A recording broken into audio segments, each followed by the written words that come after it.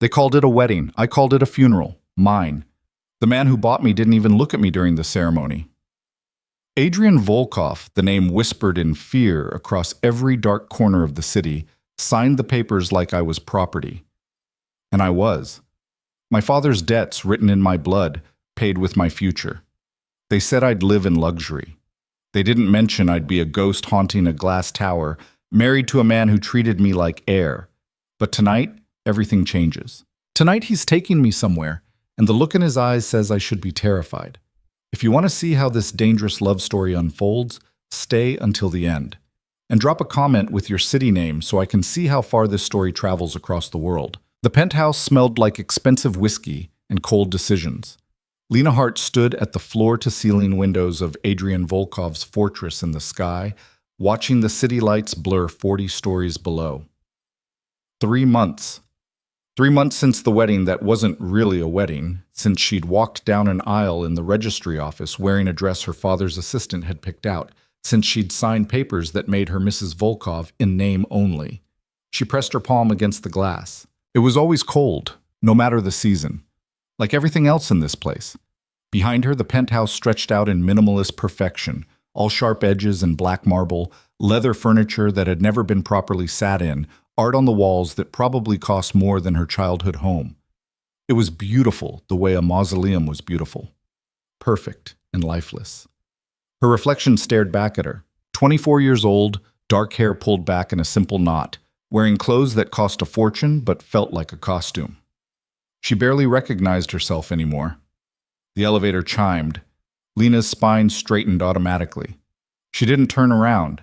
She'd learned not to seem too eager, too present.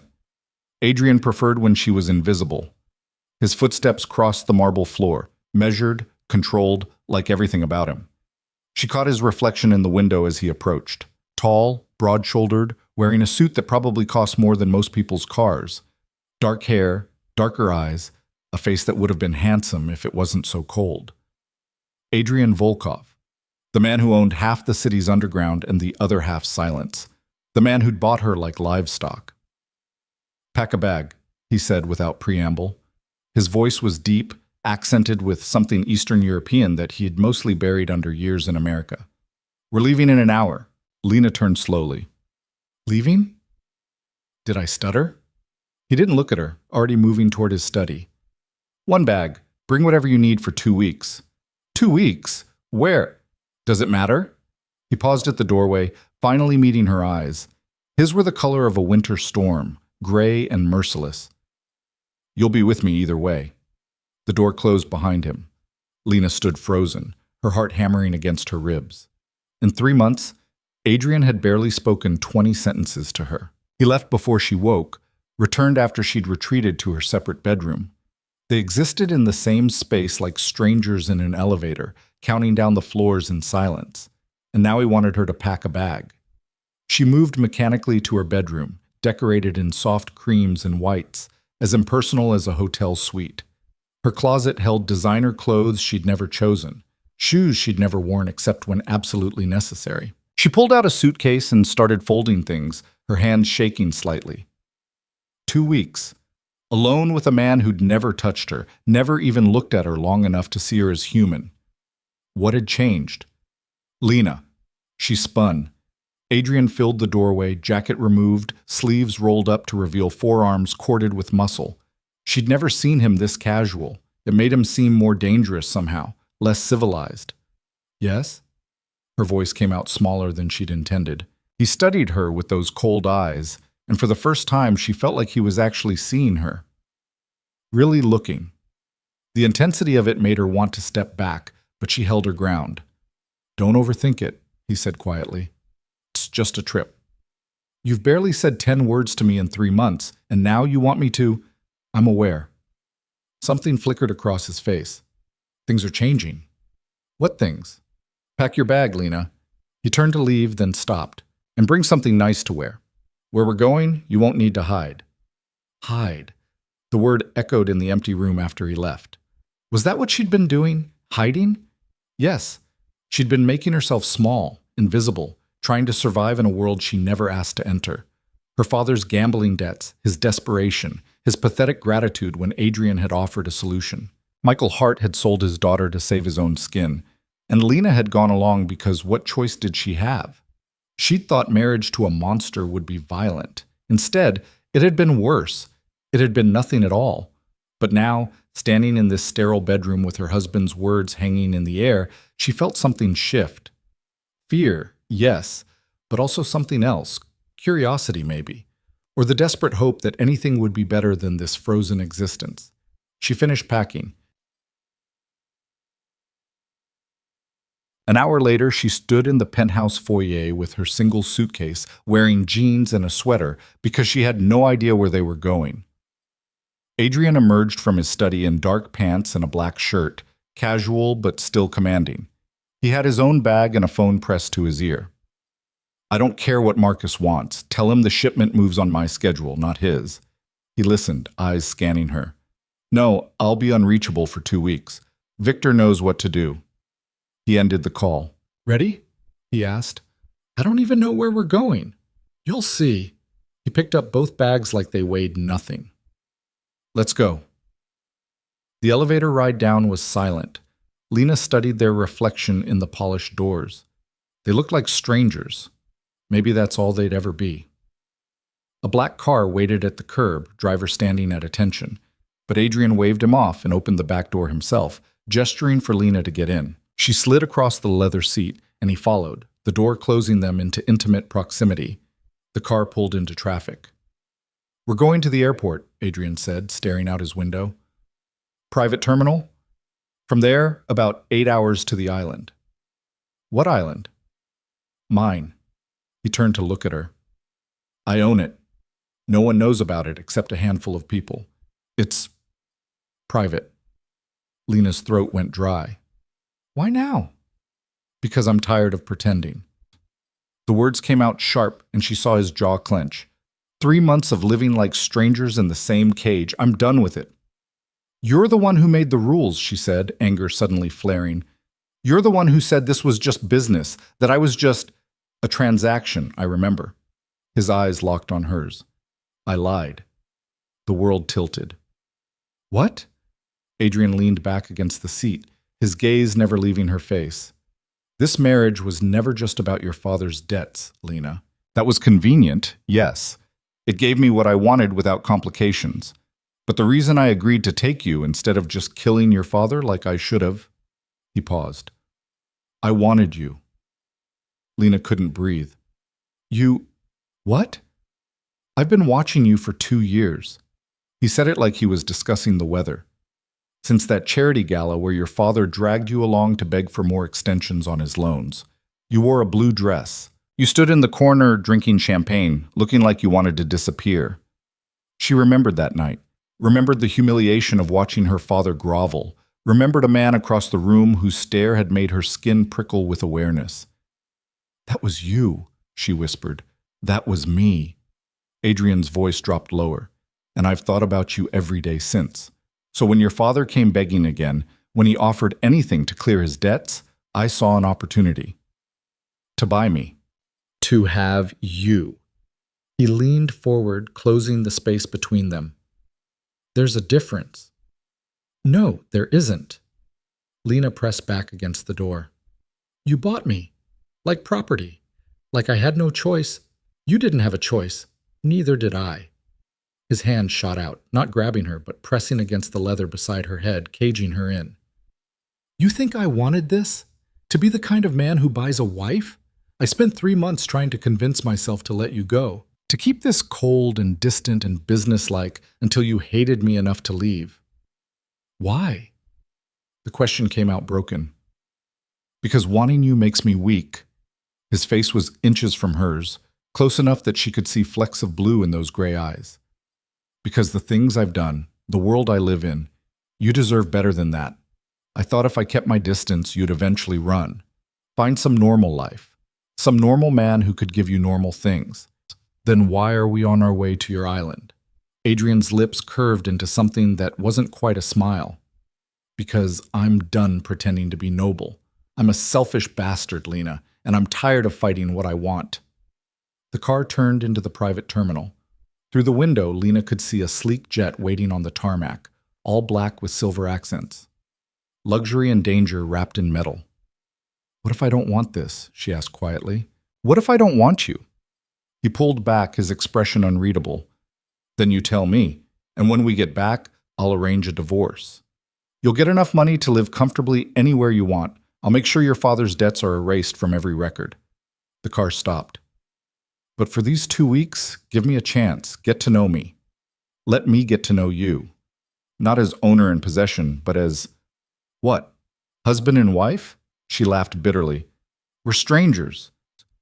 "Then let's stop being strangers."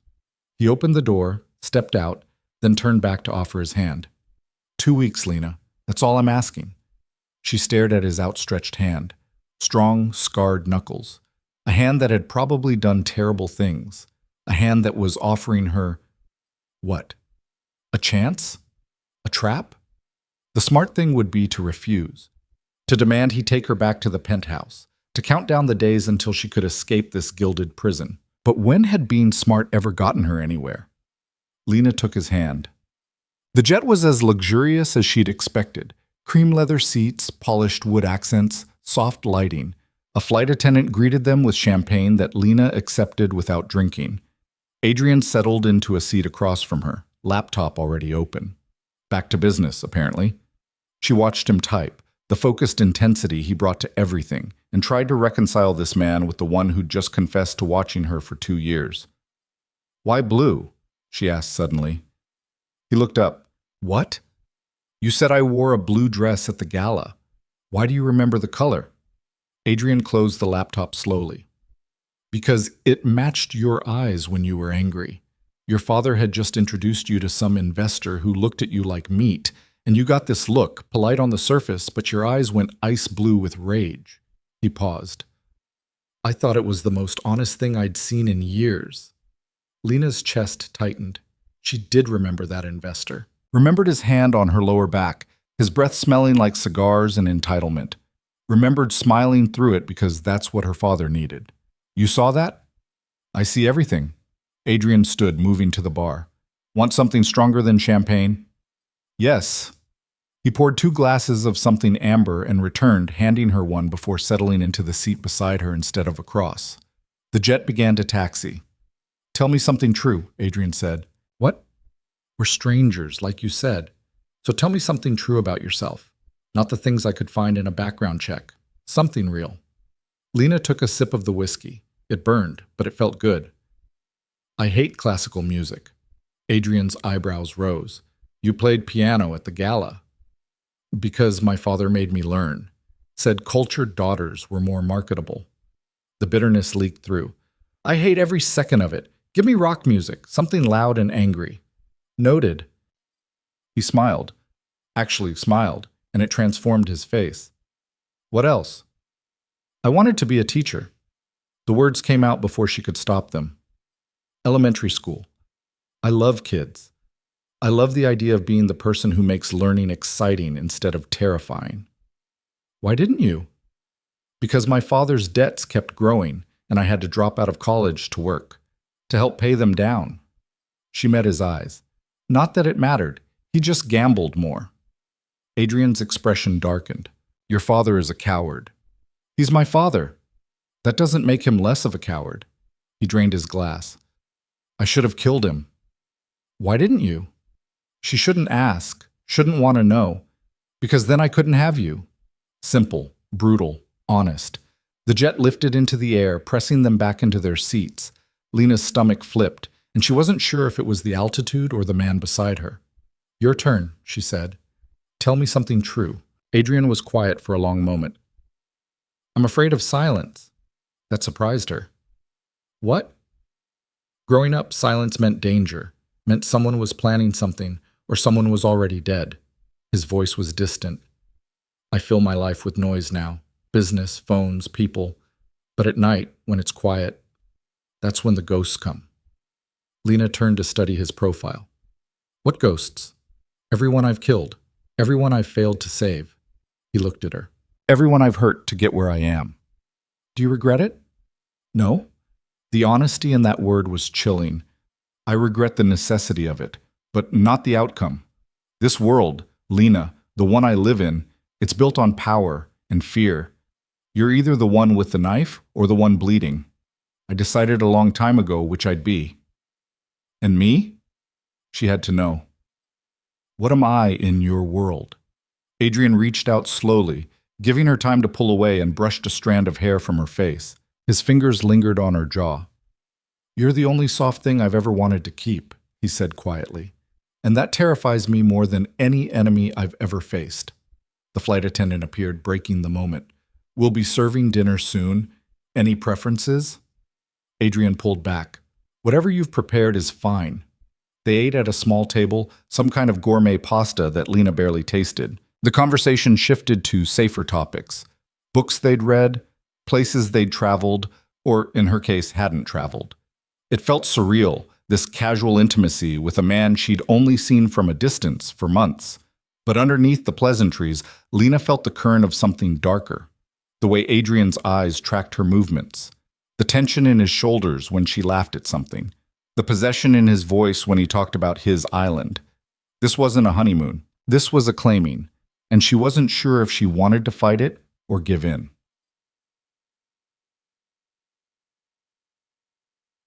Hours later, the pilot announced their descent. Lena pressed her face to the window, trying to see through the darkness. All she could make out were lights scattered across what looked like dense jungle and the silver shimmer of moonlight on water. The landing was smooth. When they exited the jet, warm tropical air hit her like a wall, thick with the scent of flowers and salt water. A jeep waited on the small runway, driver already holding the door. It's beautiful, Lena breathed, staring up at stars so bright they looked fake. Wait until you see it in daylight. Adrian guided her to the jeep with a hand on her lower back. The casual touch sent electricity up her spine. The drive took 20 minutes through dense vegetation, headlights cutting through darkness.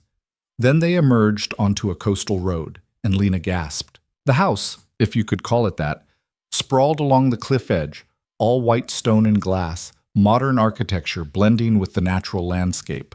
Lights glowed warm against the night, and beyond it, the ocean stretched infinite and black.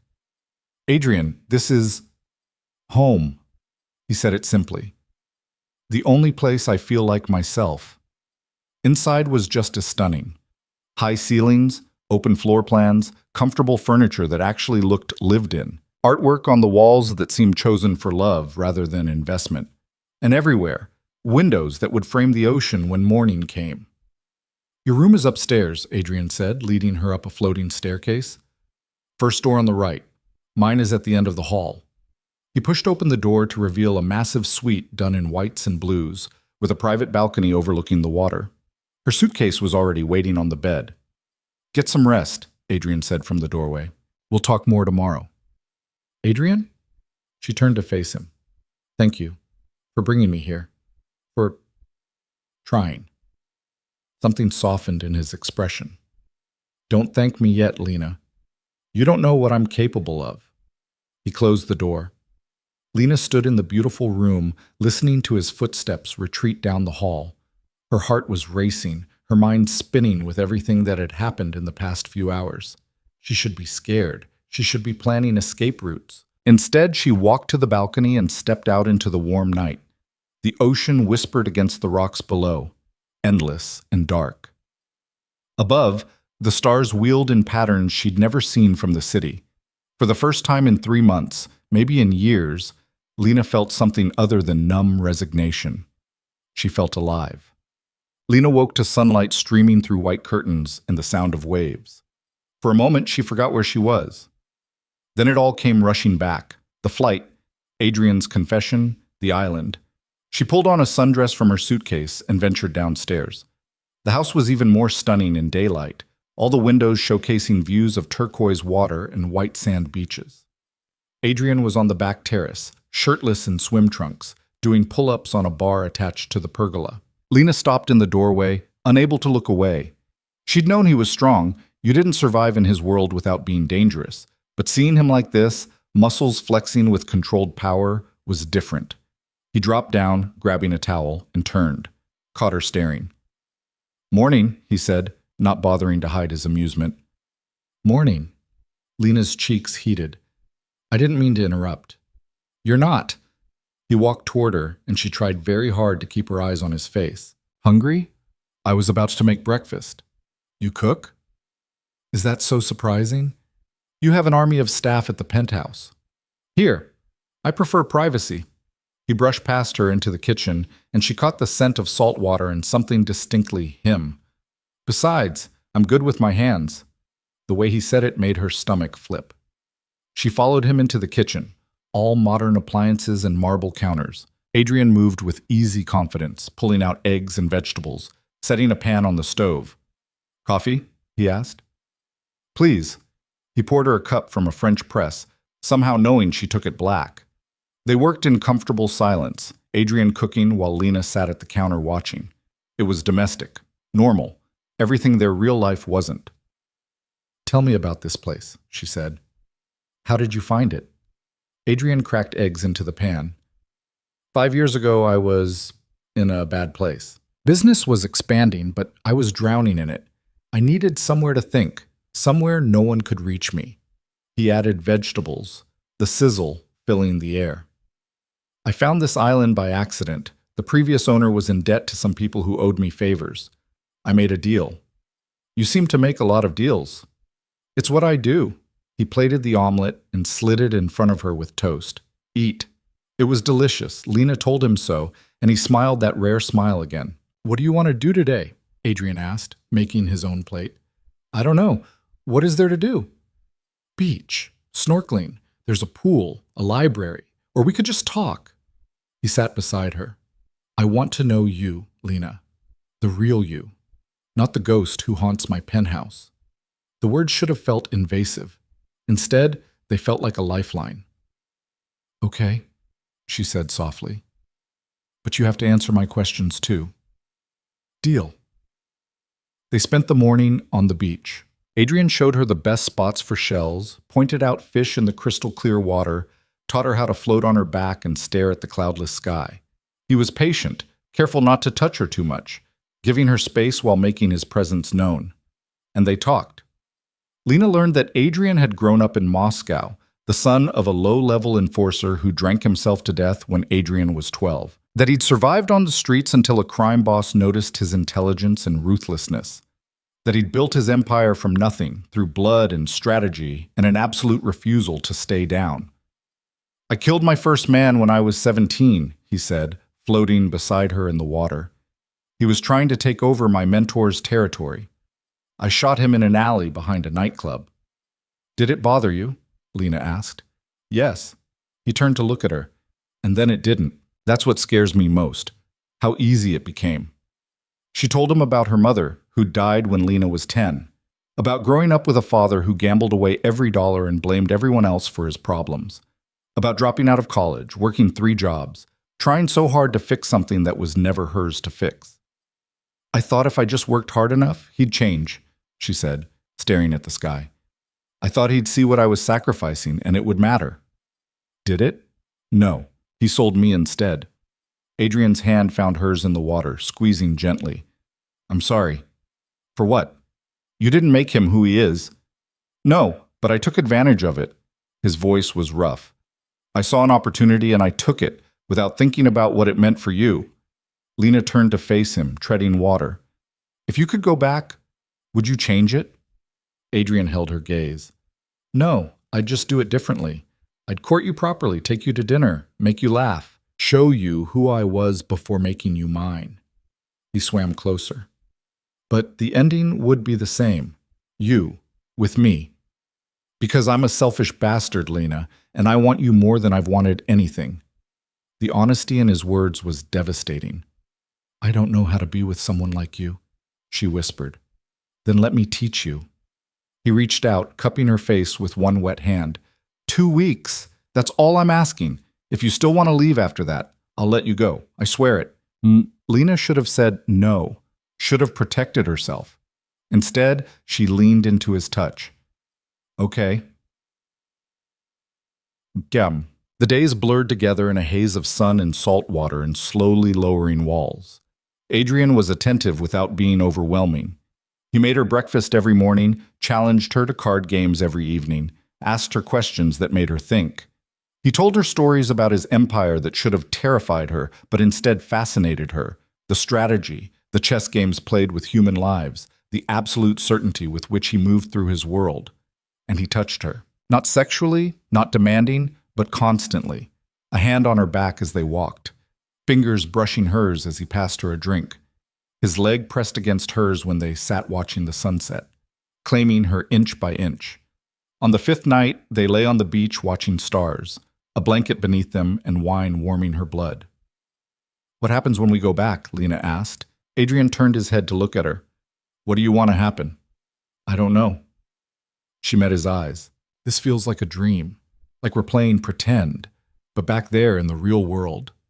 I'm still a criminal. You're still the girl I bought." He said it flatly. "Yes." Adrian sat up, pulling his knees to his chest. "I can't change what I am, Lena. I can't wake up tomorrow and be a good man. The things I've done, they don't wash off. I'm not asking you to change." The words surprised her, but they were true. "I just need to know what this is, what we are." He turned to face her fully. "What do you want us to be?" "Real." Lena sat up too. "I want this to be real. Not a transaction or a business arrangement or a 2-week escape. If we're going to do this, if I'm going to stay, I need it to mean something." Adrian's eyes darkened. "It means everything." He moved faster than she expected, one hand sliding into her hair, the other cupping her jaw. His mouth crashed against hers and Lena gasped at the sudden intensity. He took advantage, deepening the kiss, pouring 3 months of restraint into the connection. Lena had been kissed before, but never like this. Never with this level of possession, this certainty of ownership. Adrian kissed her like he was branding her, marking her as his from the inside out. When he finally pulled back, they were both breathing hard. "Real enough for you?" he asked roughly. Lena touched her lips, still tingling. "Yes." Adrian stood, pulling her up with him. "Let's go inside." She knew what he was asking, knew what would happen if she followed him. She followed him. Adrian's bedroom was at the end of the hall, massive and masculine, with a king bed facing floor-to-ceiling windows that framed the ocean. Moonlight streamed through, turning everything silver. He closed the door behind them, then just stood there, watching her. "I need you to be sure," he said quietly. "Once we cross this line, Lena, I won't be able to let you go, even if you ask me to, even if you beg." His voice dropped. "I'll give you anything you want, freedom, space, whatever you need, but you'll still be mine. Do you understand?" Lena's heart was pounding so hard she could barely hear over it. "And what will you be?" "Yours. Simple. Absolute. Every dark, damaged piece of me. Yours." She walked to him slowly, each step a choice. When she reached him, she placed her palm over his heart, feeling it race under her touch. "Then take me," she whispered. "Make me yours." Adrian's control shattered. He kissed her again, harder this time, walking her backward toward the bed. His hands were everywhere, her hair, her waist, sliding under her dress to grip her thighs. Lena gasped into his mouth, overwhelmed by sensation, by the sheer intensity of finally being touched after months of careful distance. They fell onto the bed, and Adrian's weight pressed her into the mattress. It should have felt threatening. Instead, it felt right. "Tell me if I hurt you," he growled against her throat, teeth grazing her pulse point. "Tell me if it's too much." "Don't stop," Lena breathed, arching into him. "Please don't stop." So he didn't. Adrian worshipped her body with a focus that left her breathless. He learned every sound she made, every place that made her gasp, every touch that made her beg. And when he finally claimed her completely, when they moved together in the moonlight with the ocean singing below, Lena understood what he'd meant. This wasn't just sex. This was possession, ownership, a brand that would mark her soul, and she wanted it. After, they lay tangled together, sweat cooling on skin, hearts gradually slowing. Adrian's hand traced patterns on her bare shoulder, his other arm keeping her locked against his chest. "No going back now," he murmured into her hair. "I know." Lena tilted her head to look at him. "I don't want to go back." His arms tightened around her. Good.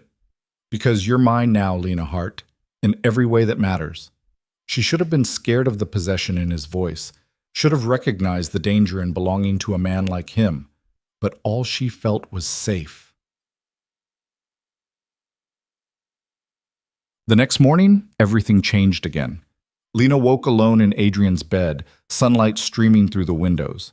She could hear voices downstairs, Adrian's deep rumble and someone else, urgent and male. She dressed quickly in one of Adrian's shirts and her shorts from yesterday, then ventured down. Adrian stood in the living room fully dressed, phone pressed to his ear, his expression carved from ice. Another man stood nearby, tall, blonde, wearing tactical gear. When? Adrian demanded into the phone. He listened, jaw clenching. How many? Lena froze on the stairs. The man in tactical gear noticed her, his eyes widening slightly. Adrian followed his gaze, saw her. I'll call you back. He ended the call.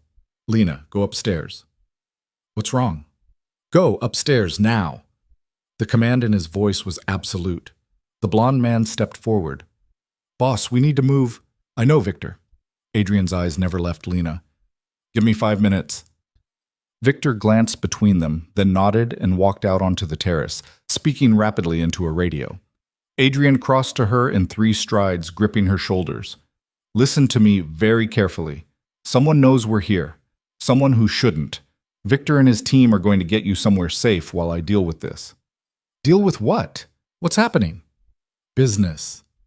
His eyes were cold now, the warmth from last night completely gone. The kind that doesn't touch you. The kind I promised myself I'd keep separate from what we have.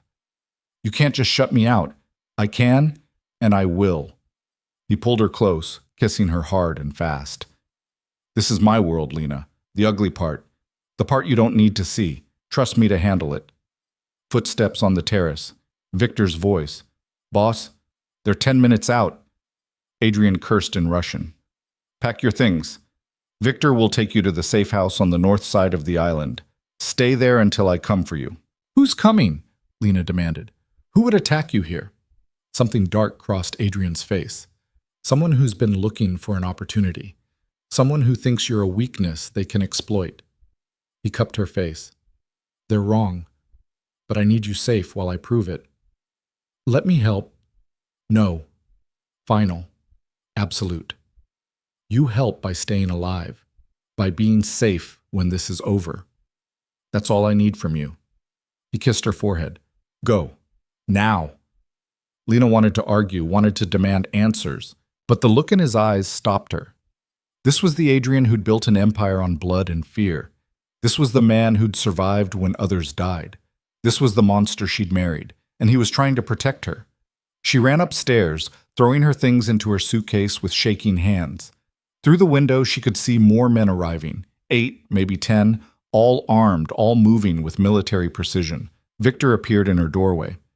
Mrs. Volkov, we need to go. The name still sounded foreign, but she followed him down the back stairs, out through the kitchen, to a waiting SUV with blacked-out windows. As they pulled away, Lena twisted in her seat to look back. Adrian stood on the terrace, surrounded by armed men, watching her leave. Even from this distance, she could see the tension in his shoulders, the cold fury in his eyes. And she realized something terrifying.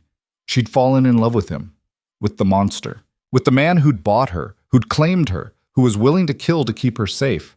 She'd fallen in love with Adrian Volkov. And now someone was coming to tear them apart. The SUV accelerated, jungle blurring past the windows. Victor drove in silence, occasionally speaking into his radio in Russian. Beside her, another guard scanned the tree line with hard eyes. What's happening? Lena asked quietly. Victor glanced at her in the rearview mirror. The boss will explain when it's over. Is he in danger? We're all in danger, Mrs. Volkov. His tone wasn't unkind. This is the life we choose. I didn't choose it. No. Victor's eyes met hers in the mirror. But you chose him. That's the same thing. The safe house turned out to be a reinforced bunker hidden in the island's northern hills, camouflaged by jungle and rock. Inside it was sparse but functional. Beds, supplies, weapons mounted on walls. Stay here, Victor instructed. Don't go outside for any reason. We'll defend the perimeter. For how long? Until the boss calls us back. He checked his weapon. Could be an hour, could be longer. Then he was gone, leaving Lena alone in the bunker with only her thoughts and the sound of her racing heart. She paced, checked her phone, no signal, tried the radio, encrypted channels she couldn't access, sat on one of the hard bunks and tried not to imagine what was happening back at the house. Adrian had enemies. Of course he did. You didn't build what he'd built without making people want to tear you down, but she'd been naive enough to think this island was separate from all that. A sanctuary. Nothing was separate from violence when you lived in Adrian's world, and she'd chosen to stay in it. An hour passed. Then 2. Lena's nerves were stretched so tight she thought she might scream. Then the radio crackled. "Victor, fall back! They've got—" Static. Then gunfire, distant but unmistakable. Lena's blood turned to ice. More voices on the radio, urgent, overlapping. She caught fragments. "North perimeter? 3 down." "Where's the boss?" Then Victor's voice, sharp with command. "Lockdown protocol. Protect the package." The package. Her. Footsteps outside. Lena grabbed a pistol from the wall rack. She'd learned to shoot when she was working in her father's pawn shop, protection against robbery. Her hand shook, but her grip was solid. The door burst open. Victor stumbled in, blood streaming from a gash on his temple. 2 more guards followed, one supporting the other, who had a bullet wound in his leg. "What happened?" Lena demanded. "They hit the main house harder than we expected." Victor locked the heavy door, throwing deadbolts. "The boss is holding them, but they sent a team after you." "How many?" 4, maybe 5. He checked his weapon. "We took out 2. The others are hunting us." As if on cue, something slammed against the door. Everyone raised their weapons. "Mrs. Volkov," Victor said quietly, "if they get through, you run. There's a tunnel behind the supply locker. It leads to a cave system that opens on the beach. A boat is waiting." "I'm not leaving without Adrian." "The boss gave me one order. Keep you alive." Victor's eyes were hard. "I won't fail him." The door shuddered under another impact. Then another. They were using a battering ram. Lena's heart hammered. 3 men, 1 wounded, against an unknown number of enemies. These weren't good odds. The radio crackled again. Adrian's voice, rough with rage. "Victor, status!" Victor grabbed the radio. "Locked down. Under assault. Package is secure." "How many?" "Unknown. At least 3 active." Silence. Then, "Hold them. I'm coming." The door splintered. "Go!" Victor shoved Lena toward the supply locker. "Now!" "I won't. Go!" He fired at the breaking door. "The boss needs you alive. Move!" The wounded guard grabbed her arm, pulling her toward the back. Lena stumbled, heart breaking, as Victor and the other guard positioned themselves between her and the door. The supply locker swung open, revealing a dark tunnel. The guard pushed her forward, limping behind her, as gunfire exploded in the bunker. Lena ran. The tunnel was dark, claustrophobic, smelling of earth and salt water.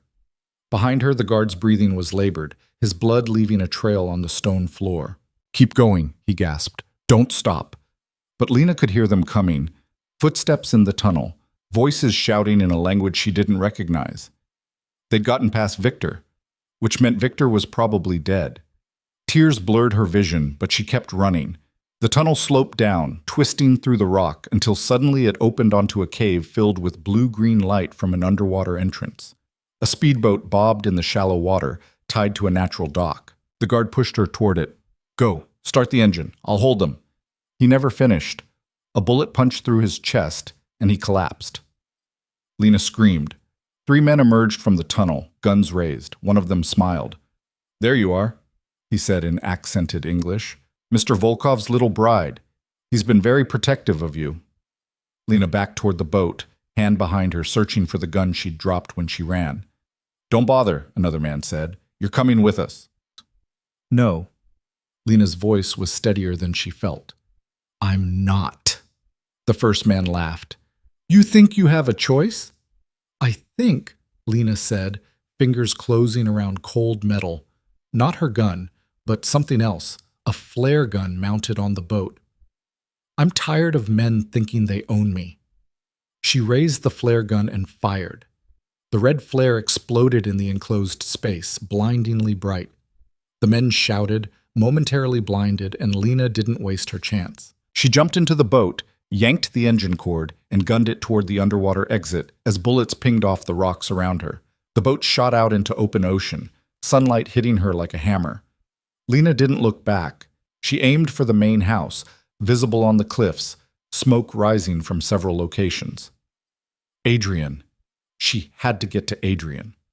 Another boat roared out of the cave behind her. They were following. Lena pushed the speedboat harder, wind whipping her hair, salt spray stinging her eyes. The main house grew larger, the beach approaching fast. Too fast. She cut the engine at the last second, the boat scraping against sand. Lena tumbled out, scrambling up the beach toward the house. Behind her, the other boat landed, footsteps pounding after her. Lena ran. She burst through the back door into chaos. The house was destroyed, furniture overturned, windows shattered, bullet holes in the walls. Bodies on the floor, both familiar and strange. "Adrian!" she screamed. Gunfire answered from upstairs. Lena grabbed a gun from a dead guard's hand and ran toward the stairs, adrenaline drowning out fear. The men from the beach were right behind her. She made it halfway up before someone grabbed her ankle. Lena fell hard, the gun skittering away. She kicked back, her heel connecting with something that crunched. The grip released. She scrambled up, burst into the master bedroom, and found Adrian. He stood in the center of the room, blood splattered but unharmed, gun in one hand. At his feet, two bodies. At the window, more of his men, securing the perimeter. His eyes locked on hers. "Lena." The man from the beach appeared in the doorway behind her, raising his gun. Everything slowed. Lena saw Adrian's eyes widen. Saw him start to move, to aim, but he was too far away. She wasn't. Lena threw herself sideways, crashing into the gunman as he fired. The bullet went wide, shattering what was left of the window. They hit the floor together, struggling for the weapon. Then Adrian was there, pulling the man off her, and the sickening sound of bone breaking filled the room. The gunman stopped moving. Adrian turned to her, grabbing her shoulders. "Are you hurt? Did they touch you? Did they—" "I'm fine." Lena's voice shook. "Victor, the others, they—" "I know." Adrian pulled her against his chest, his heart hammering against her ear. "I know, but you're alive. You're alive, and that's all that matters." More footsteps on the stairs. Adrian spun, gun raised, but it was his men, securing the house. "Building clear, boss," one reported. "All hostiles down. Victor didn't make it. Neither did the others at the bunker." Adrian's arms tightened around Lena. "Casualties on our side?" "4 dead, 3 wounded.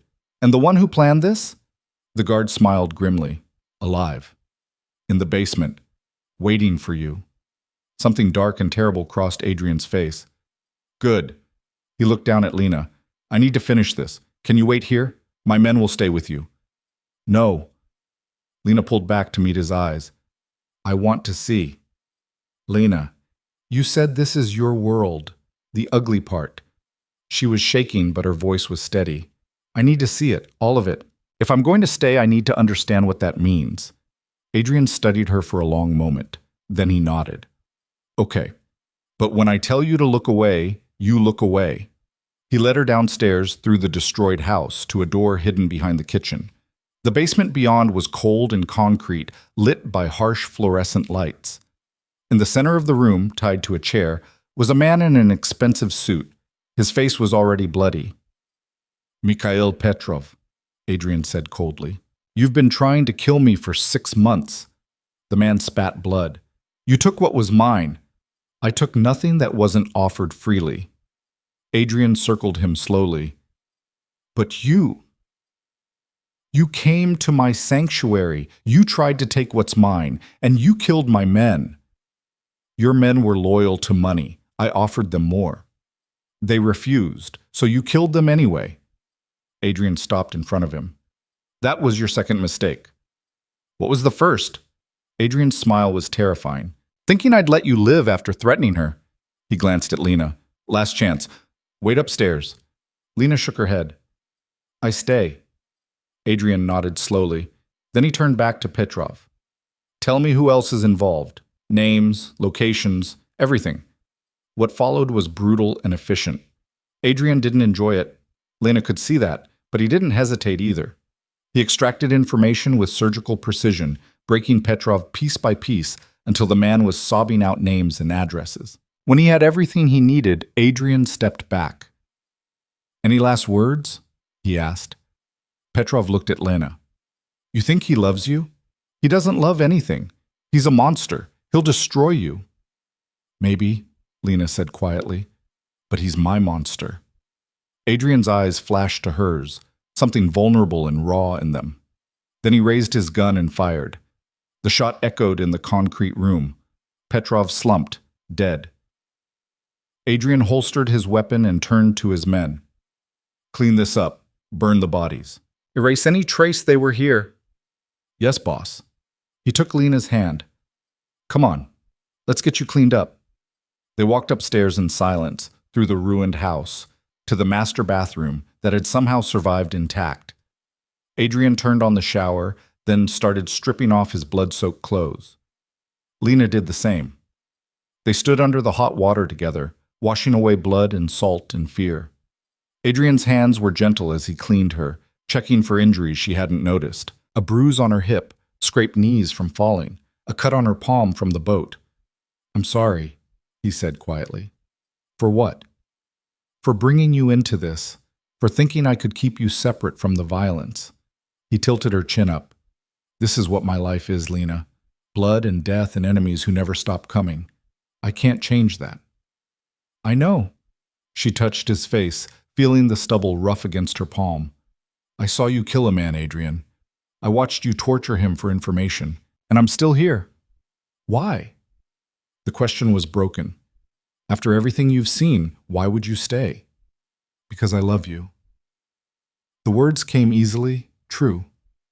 "Because you're brutal and dangerous and absolutely terrifying, and I love you anyway. Because when I thought you might die, I realized I'd rather live in your violent world than exist in a safe one without you." Adrian stared at her like she'd performed a miracle. "You love me." "Yes." "After all of this, after seeing what I am." "Oh, because I see what you are." Lena pulled him down, kissing him. "I see the monster, and I see the man who makes me breakfast, who taught me to float in the ocean, who kills to protect what's his." She smiled against his lips. "I see all of you, Adrian, and I choose you." His control broke. Adrian kissed her like a drowning man finding air, all desperation and need. They made love right there, standing in the shower, the water washing away everything but this. Them, together, choosing each other despite the darkness. After, wrapped in towels on the bathroom floor because the bedroom was still a crime scene, Adrian held her close. "I don't deserve you," he said into her hair. "Probably not," Lena agreed, "but you have me anyway." "Forever?" She thought about that, about the life she was choosing, the danger, the violence, the constant threat, about becoming the wife of a crime lord, living in a world where people got killed for looking at you wrong. She thought about the alternative, safety, normalcy, a quiet life somewhere far from here, and she knew her answer. "Forever," she said. Adrian's arms tightened around her. "Then we need to get married again." "We're already married."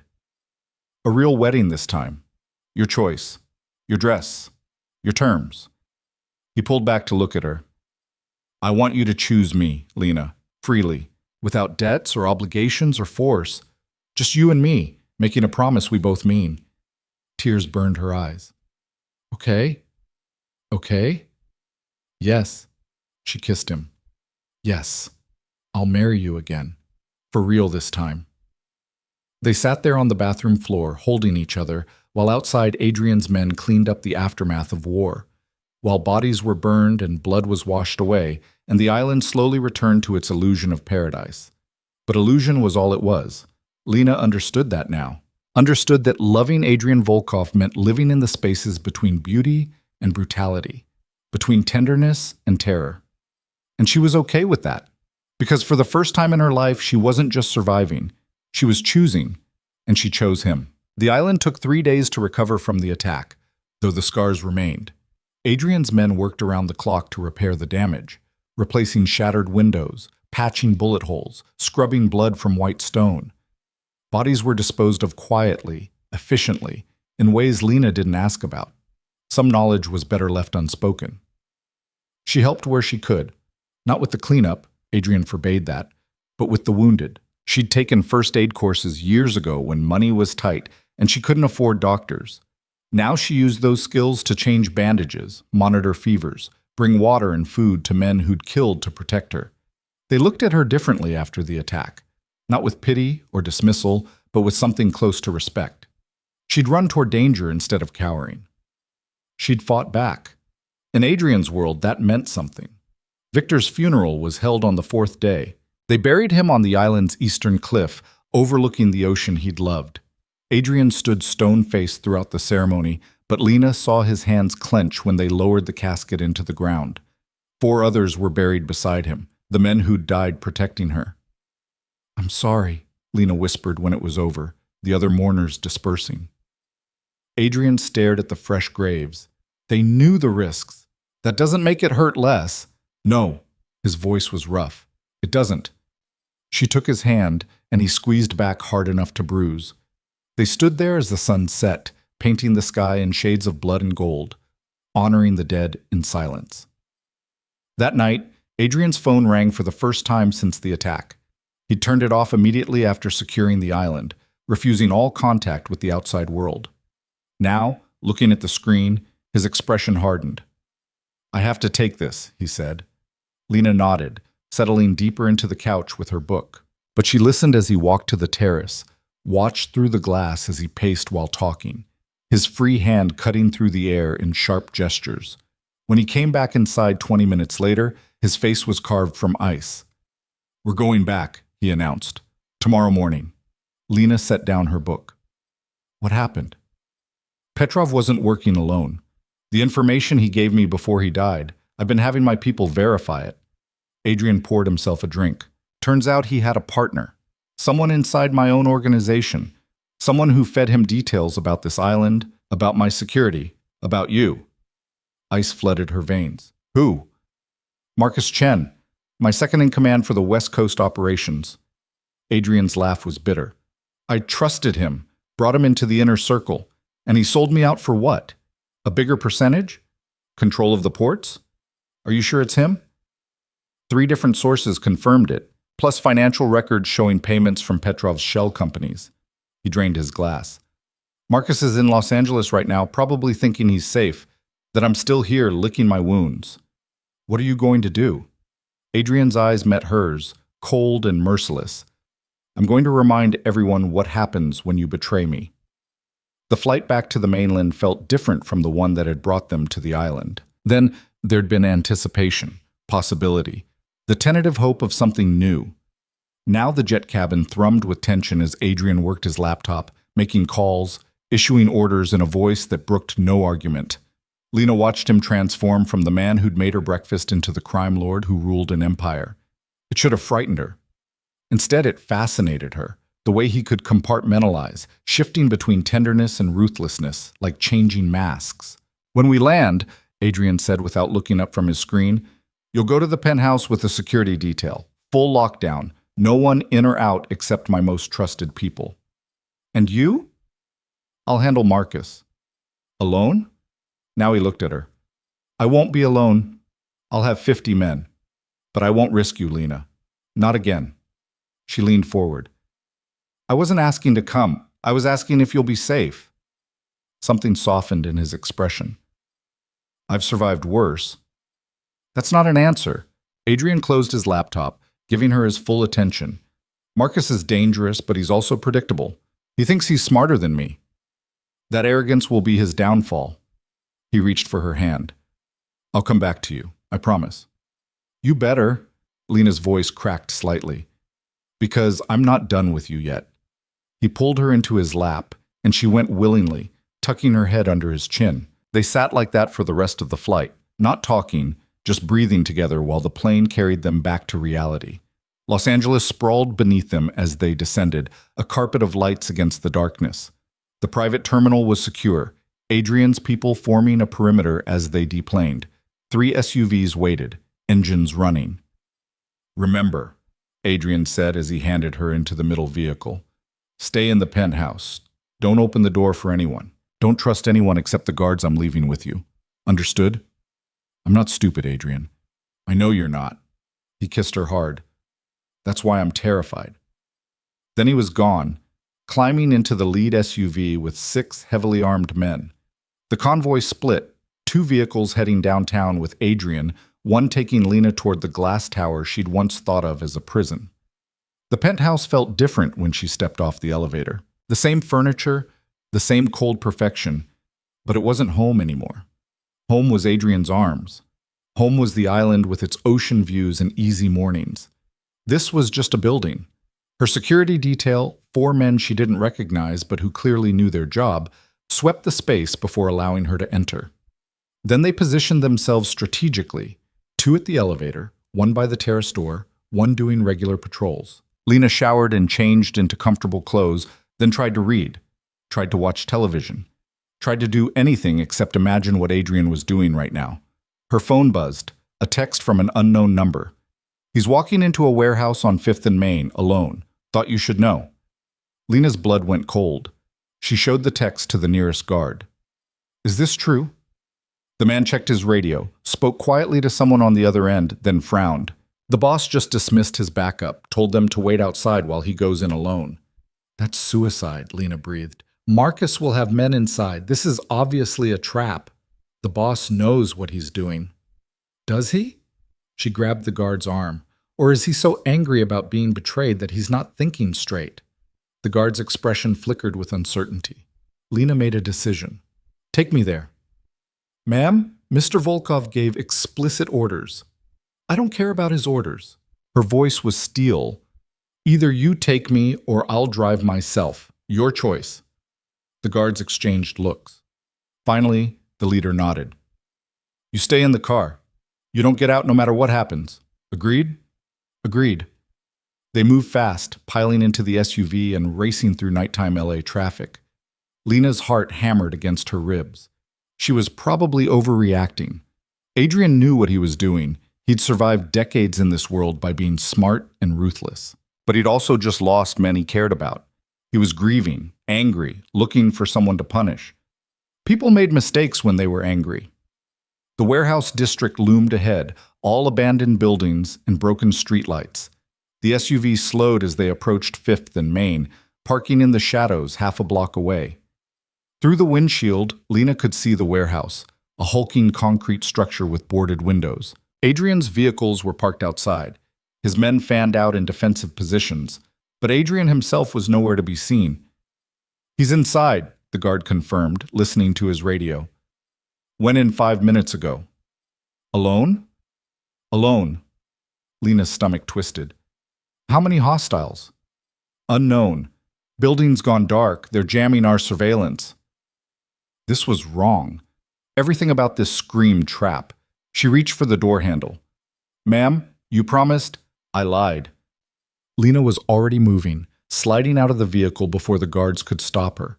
She ran toward the warehouse, ignoring the shouts behind her. Adrian's men saw her coming, one step forward to intercept, but she dodged around him. Where is he? Mrs. Volkov, you need to get back in the... Where is he? The man's radio crackled, then screaming, gunfire, the sound of something exploding. South entrance, the guard said, already running. Move! They hit the warehouse at a sprint, weapons drawn. Inside was chaos, smoke, darkness, the flash of muzzle fire from somewhere above. Lena stayed low, following the guards as they cleared rooms with practiced efficiency. Adrian! She screamed. Adrian! Lena! His voice came from somewhere to the left, rough with shock. What the hell are you doing here? She followed the sound, stumbling through debris, until she found him. He was bleeding from a cut above his eye, pinned down behind a concrete pillar while bullets chewed up the floor around him. Saving your stubborn ass, she gasped, sliding in beside him. Adrian's eyes blazed. I told you to stay at the penthouse. You told me a lot of things. Lena grabbed his face. You're bleeding. I'm fine. He pulled her down as bullets screamed overhead. But you won't be if you don't get out of here. Where's Marcus? Second floor. He set this up perfectly. Knew I'd come alone, knew I'd be too angry to wait for proper backup. Adrian's jaw clenched. He's got at least 20 men up there. And you have. The ones outside, but if they rush in, Marcus escapes through the back. I needed to corner him first. So you walked into a trap. It was calculated risk. It was stupid. Lena kissed him hard. But we'll argue about it later. Right now, we need to get you out. Adrian started to respond, but movement on the second floor caught his attention. A man appeared on the catwalk above. Asian, mid-40s, expensive suit, now rumpled and dirty. Marcus, Adrian growled. Marcus Chen smiled down at them. Adrian, I'd say it's good to see you, but we both know I'd be lying. His accent was pure California, smooth and educated. You really walked right in. I almost feel bad about how easy this was. You should feel dead, Adrian called back. That's what you're about to be. Bold words for a man pinned down. Marcus gestured, and more of his men appeared on the catwalk, all armed. I'll make you a deal. Give me the girl, and I'll let you walk out of here. Lena's blood turned to ice. Adrian's response was to raise his gun and fire. The shot went wide, intentionally, Lena realized. A warning. The girl stays with me, Adrian said coldly. Always. Even if it costs you your empire? Marcus shook his head. She's made you weak, Adrian. The old you would have never walked into this so recklessly. Would have never cared enough about revenge to forget caution. He smiled. Love is a liability in our world. I'm doing you a favor by removing it. Try. Adrian's voice dropped to something deadly. Please. Try to take her from me. I want to watch you fail. Marcus's smile faded.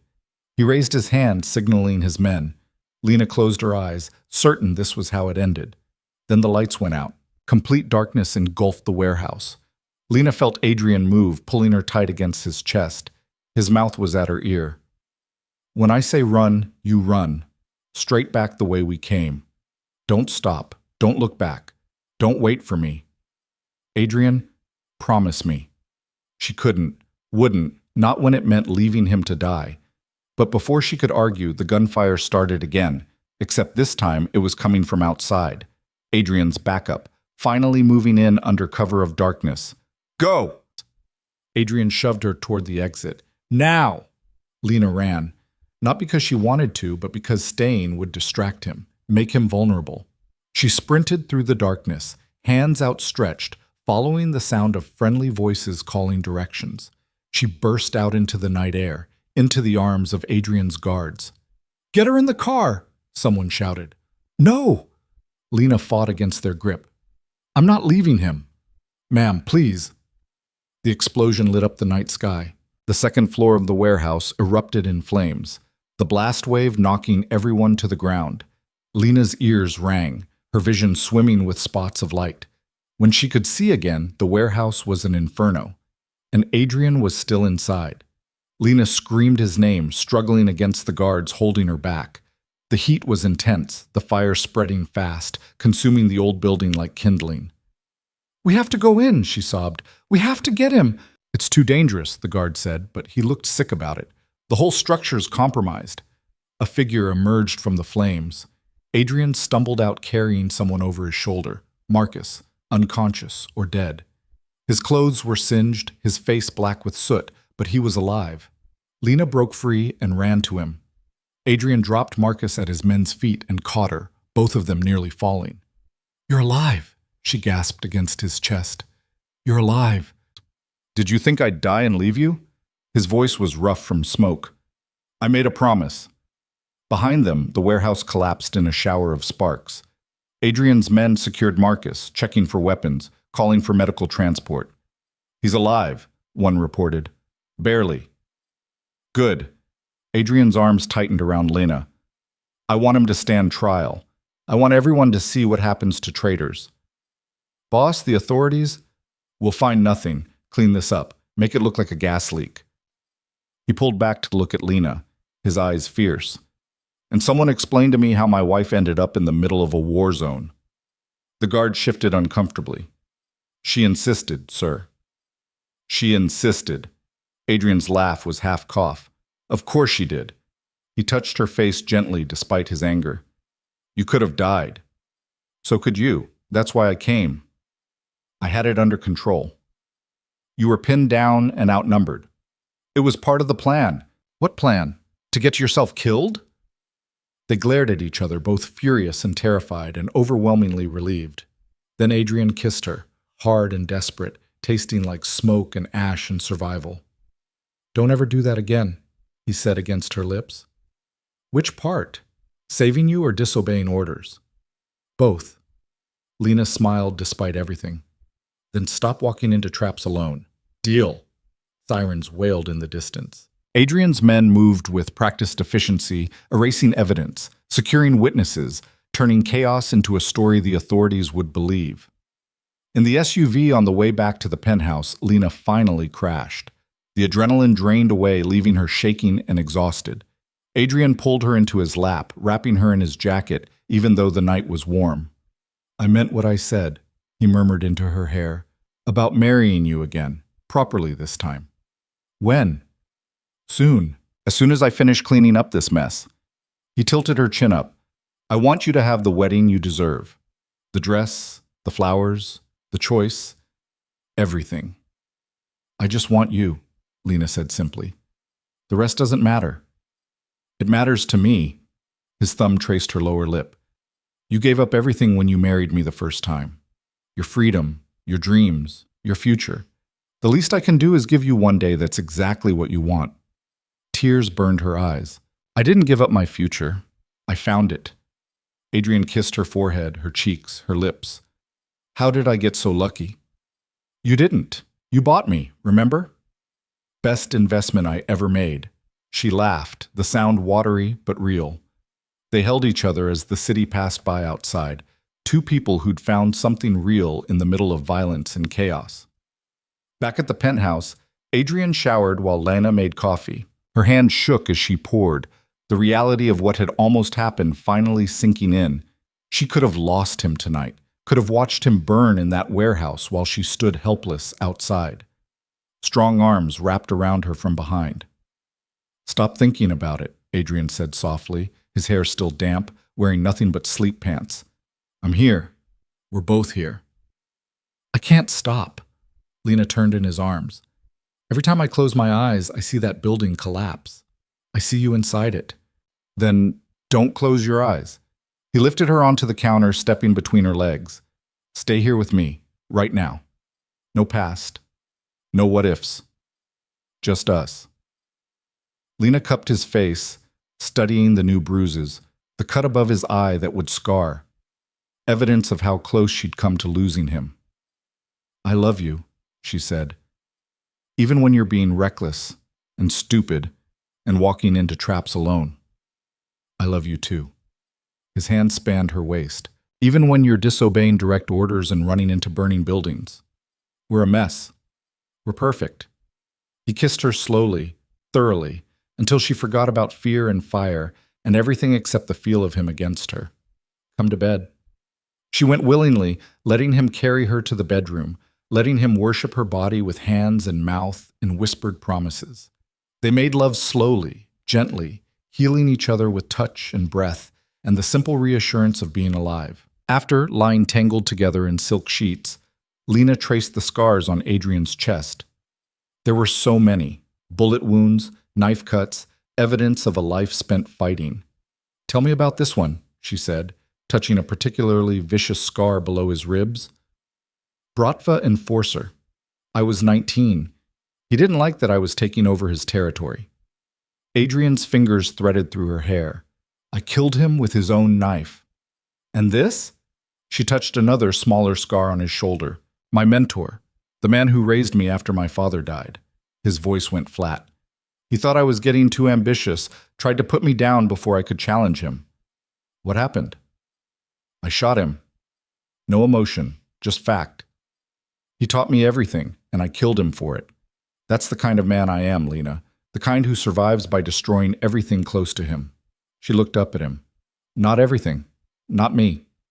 Not you, he agreed. Never you. Lena kissed each scar she could reach, a benediction over old wounds. Adrian watched her with something close to wonder, like he couldn't quite believe she was real. When we get married again, he said suddenly, I want you to write your own vows. What?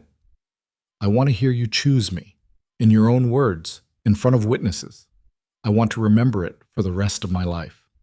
Lena's chest tightened. What will you say? The truth. His eyes locked on hers. That you're the only good thing in my life. That I'd burn the world down to keep you safe. That loving you is the only decent thing I've ever done. That's not true. It is. He pulled her on top of him, hands firm on her hips. Everything else is blood and money and power. You're the only thing that's real. She kissed him, pouring everything she felt into the connection. When they finally broke apart, both breathing hard, Adrian's phone was ringing. He grabbed it with a growl. What? Lena couldn't hear the other side of the conversation, but she watched Adrian's expression shift from annoyance to sharp focus. When? He demanded. How many? A pause. No, I'm coming down, 20 minutes. He ended the call and looked at Lena. Marcus is awake. He's asking to talk. Now? It's 3 a.m. Apparently he has information about who else is involved in the conspiracy. Adrian kissed her once more. I have to go. Stay here. Get some rest. I'll be back before sunrise. But Lena was already sliding out of bed, reaching for clothes. I'm coming with you. Lena, don't. She pulled on jeans and a sweater.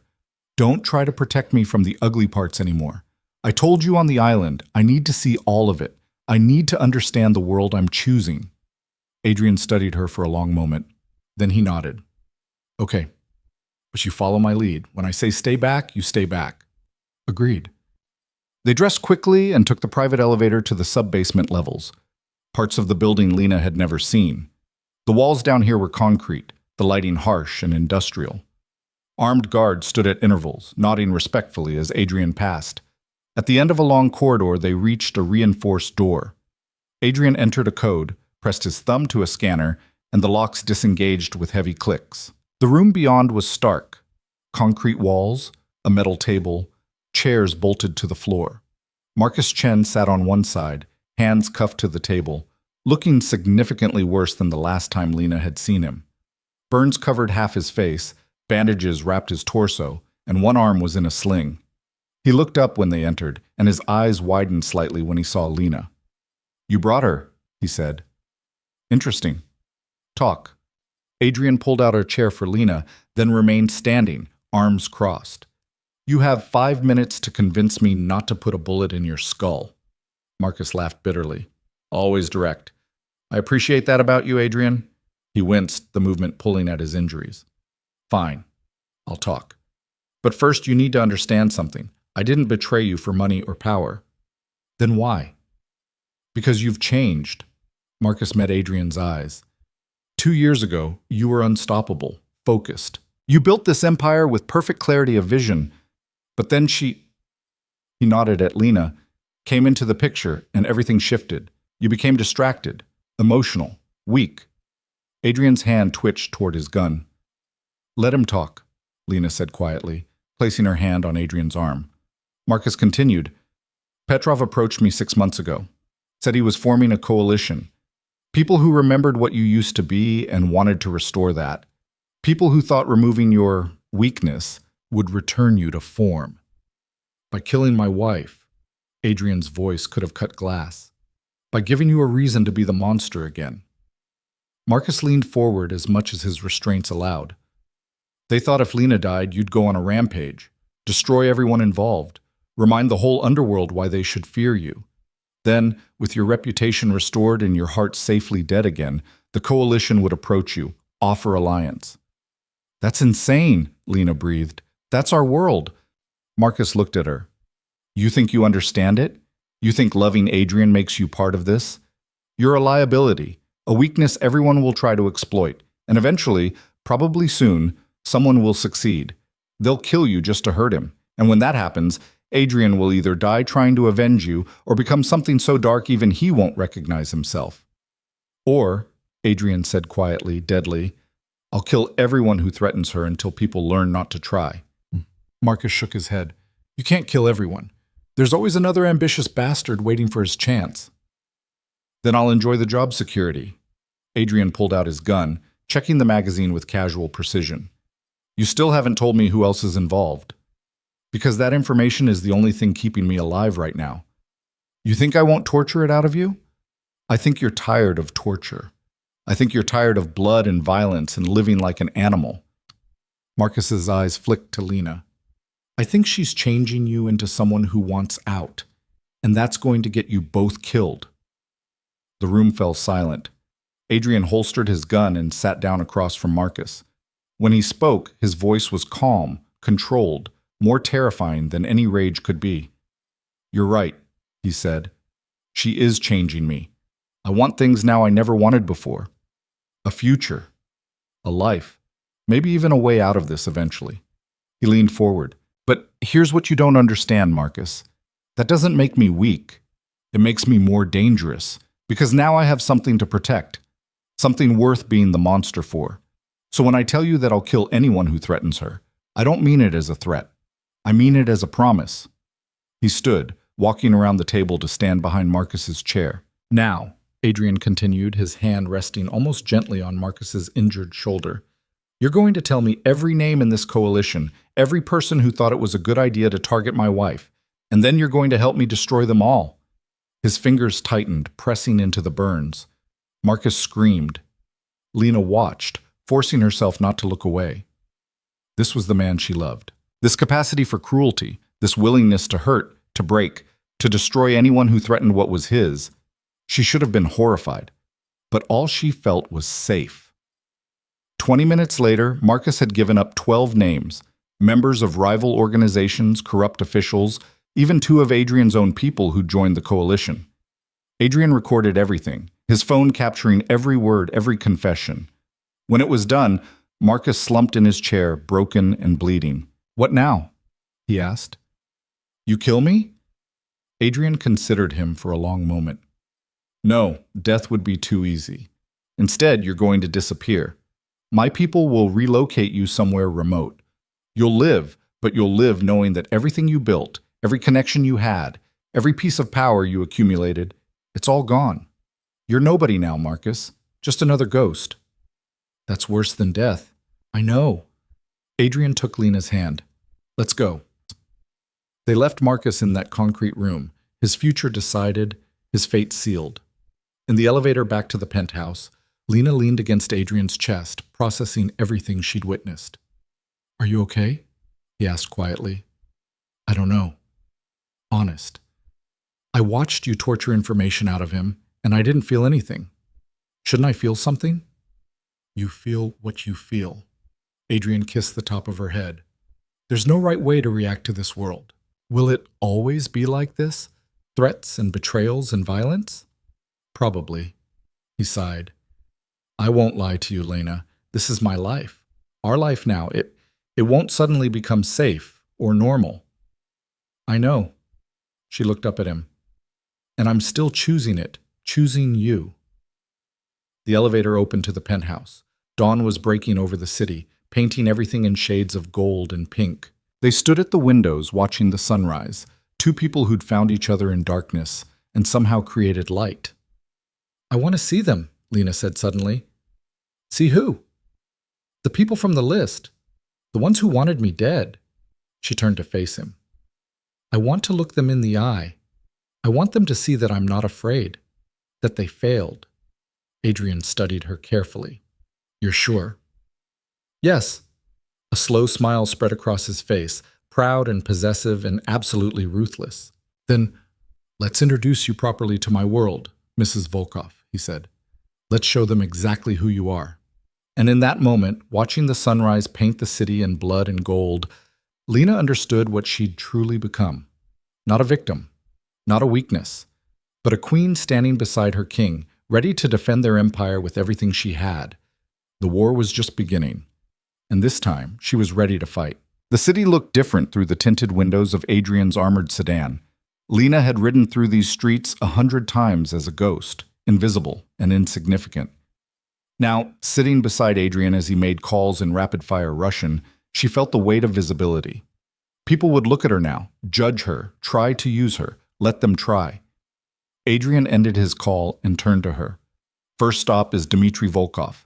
No relation despite the name. He runs the Eastern Port operations and was on Marcus's list. His hand found hers. He's old school, traditional. He won't like that I'm bringing you. Good, Lena said. Let him be uncomfortable. Adrian's smile was sharp with approval. Remember what we discussed. You don't speak unless spoken to directly. You don't show weakness, and you stay close to me at all times. I'm not afraid of these people, Adrian. You should be. That's what keeps you alive. He squeezed her hand. But I need them to see you're not afraid. It's a fine line. The car pulled up to a restaurant in Little Russia, the kind of place tourists never found. Adrian's men swept the area before allowing them to exit. Inside, the air was thick with cigarette smoke and the smell of vodka. Conversations died as they entered. Dmitry sat at a corner table, a bear of a man with silver hair and cold eyes.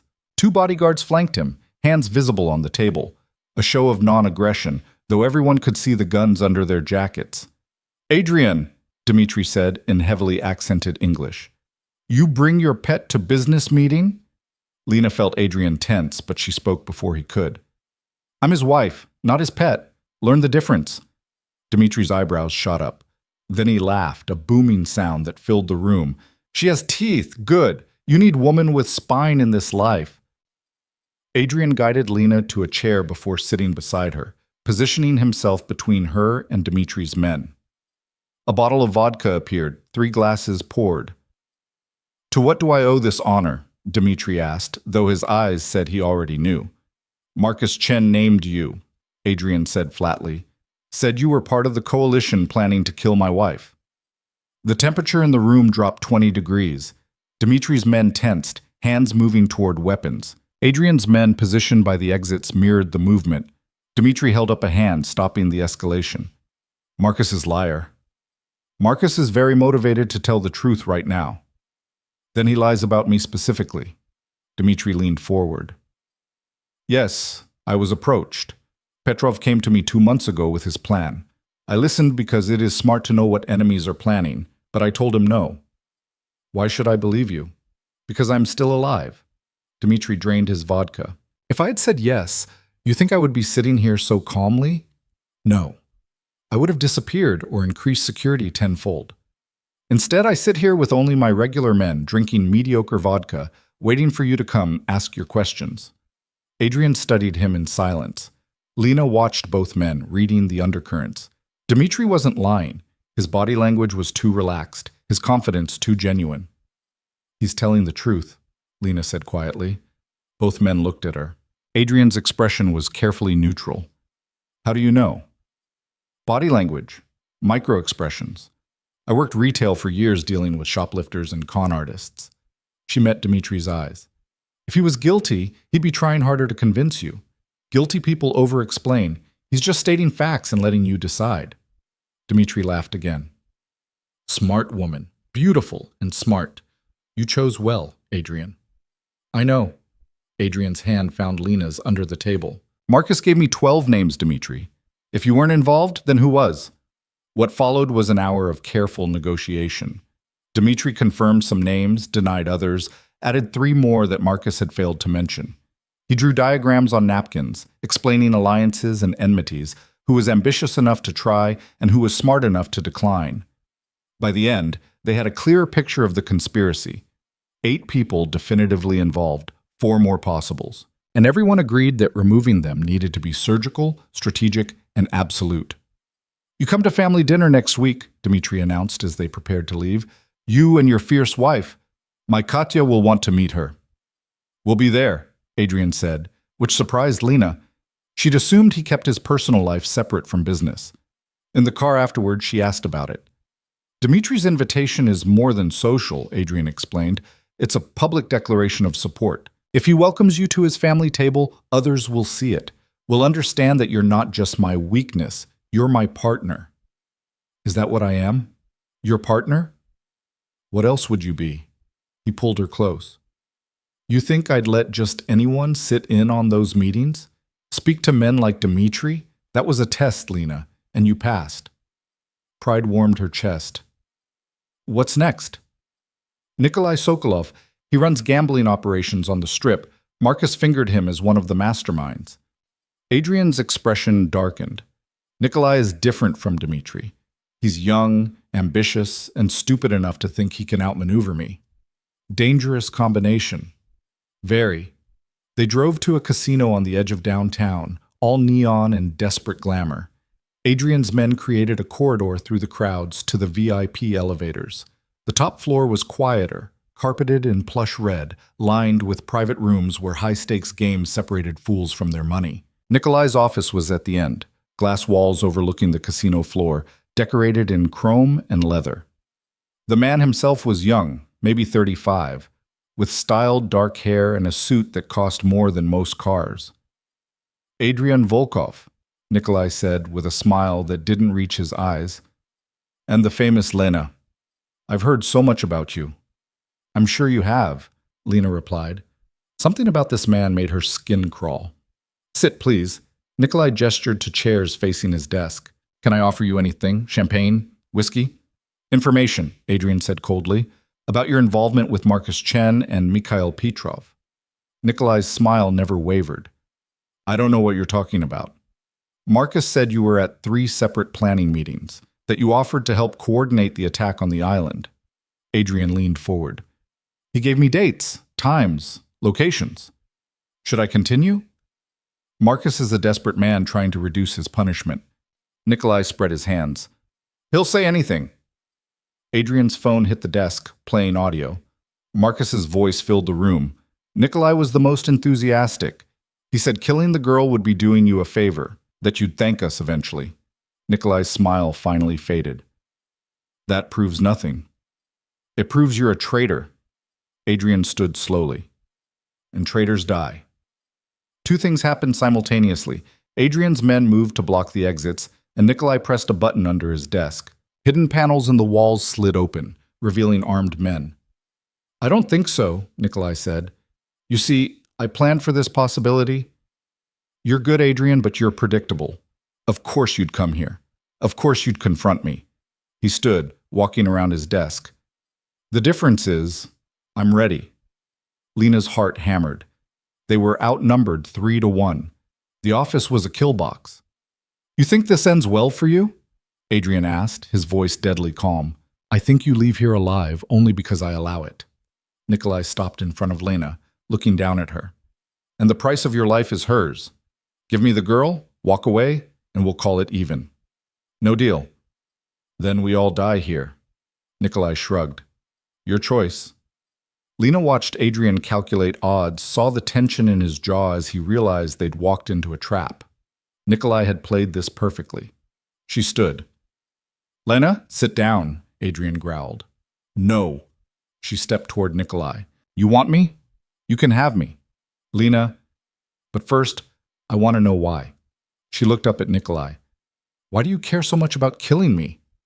What did I ever do to you? Nikolai smiled. You made him weak, the great Adrian Volkov, reduced to playing house with a girl who knows nothing about our world. It's pathetic. Is it? Lena took another step. Or are you jealous? That hit home. Nikolai's expression flickered. That's it, isn't it? Lena continued, her voice soft but clear. You've spent your whole life building power, taking risks, proving yourself. And Adrian still has more than you, is more than you. So when he found something that makes him happy, you couldn't stand it. Shut up.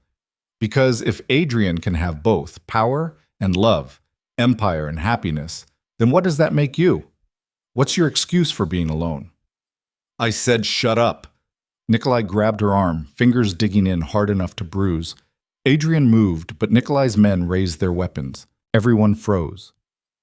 Let her go, Adrian said, his voice like gravel. No, I don't think I will. Nikolai pulled Lena closer, his other hand sliding a knife from his jacket. I think I'll do what Petrov couldn't, what Marcus failed to do. I'll cut out your heart right in front of you. He pressed the blade to Lena's throat. She'd been terrified before, when Petrov's men grabbed her, when the warehouse exploded. But this was different. This was cold steel against her skin, one wrong move from death. But she'd also learned something in these past weeks. Fear could be a weapon too. Do it, she whispered. Nikolai blinked. What? Do it. Kill me. Lena met Adrian's eyes across the room. But know that the second I'm dead, Adrian will destroy everything you've ever built, everyone you've ever loved. He'll burn your world to ash and scatter your remains where no one will ever find them. Lena, stop, Adrian said, but she could see the calculation in his eyes. He understood what she was doing. You think killing me makes you powerful? Lena continued, her voice growing stronger despite the knife. It makes you the stupidest man alive. Because the only thing keeping Adrian civilized, the only thing keeping him from being the monster everyone fears, is me. Kill me, and you unleash something you can't control. She felt Nikolai's hand tremble slightly. He'll kill you slowly, she whispered. He'll make it last for days, and when he's finally done, when you're begging for death, he'll keep you alive just a little longer, because that's who he is when there's nothing left to lose. The knife pressed harder. A trickle of blood ran down her neck. Then Nikolai laughed. You're bluffing. Am I? Lena smiled. Ask Marcus. Ask him what Adrian did for just betraying him. Now imagine what he'll do for murder. The room was silent except for the muffled sounds of the casino below. Everyone waited. Adrian spoke, his voice empty of all emotion. She's not bluffing. Kill her, and I'll spend the rest of my life making you suffer. I'll kill everyone you've ever cared about. I'll destroy your businesses piece by piece. I'll make you watch as everything you built crumbles. And then, only then, will I let you die. The knife shook against Lena's throat. But, Adrian continued, let her go right now, and I'll give you a choice. Leave the city, take whatever money you have, and disappear. I'll even give you a 24-hour head start before I tell the others you were involved. Maybe you'll survive long enough to find somewhere safe. That's not much of a choice, Nikolai said. It's more than you deserve. Adrian's eyes were dead. Decide. Now. Lena held her breath. Everything balanced on this moment. Whether Nikolai was smart enough to take the deal, whether his pride would let him walk away, whether he understood just how serious Adrian was. The knife lowered. Nikolai shoved Lena toward Adrian, who caught her, immediately checking the cut on her neck. It was shallow, barely more than a scratch. 24 hours, Nikolai said bitterly. Starting now. Starting now, Adrian confirmed. They left the office in tense silence, Nikolai's men partying to let them pass. No one spoke until they were in the elevator, doors closed, descending. Then Adrian pulled Lena into his arms so tightly she could barely breathe. Don't ever do that again, he said against her hair. Don't ever use yourself as bait. It worked, didn't it? You could have died. So could you. That's the point. Lena pulled back to look at him. We protect each other. That's how this works. Adrian cupped her face, his thumb gentle over the cut on her neck. You're going to give me a heart attack. Good. Keeps you on your toes. He kissed her, hard and desperate, not caring that his men could see through the elevator's glass walls. When he finally pulled back, his eyes were fierce. You were brilliant up there, he said. Terrifying and brilliant. I learned from the best. The elevator opened to the casino floor. Adrian kept her close as they walked through the crowds, his arm around her waist, possessive and protective.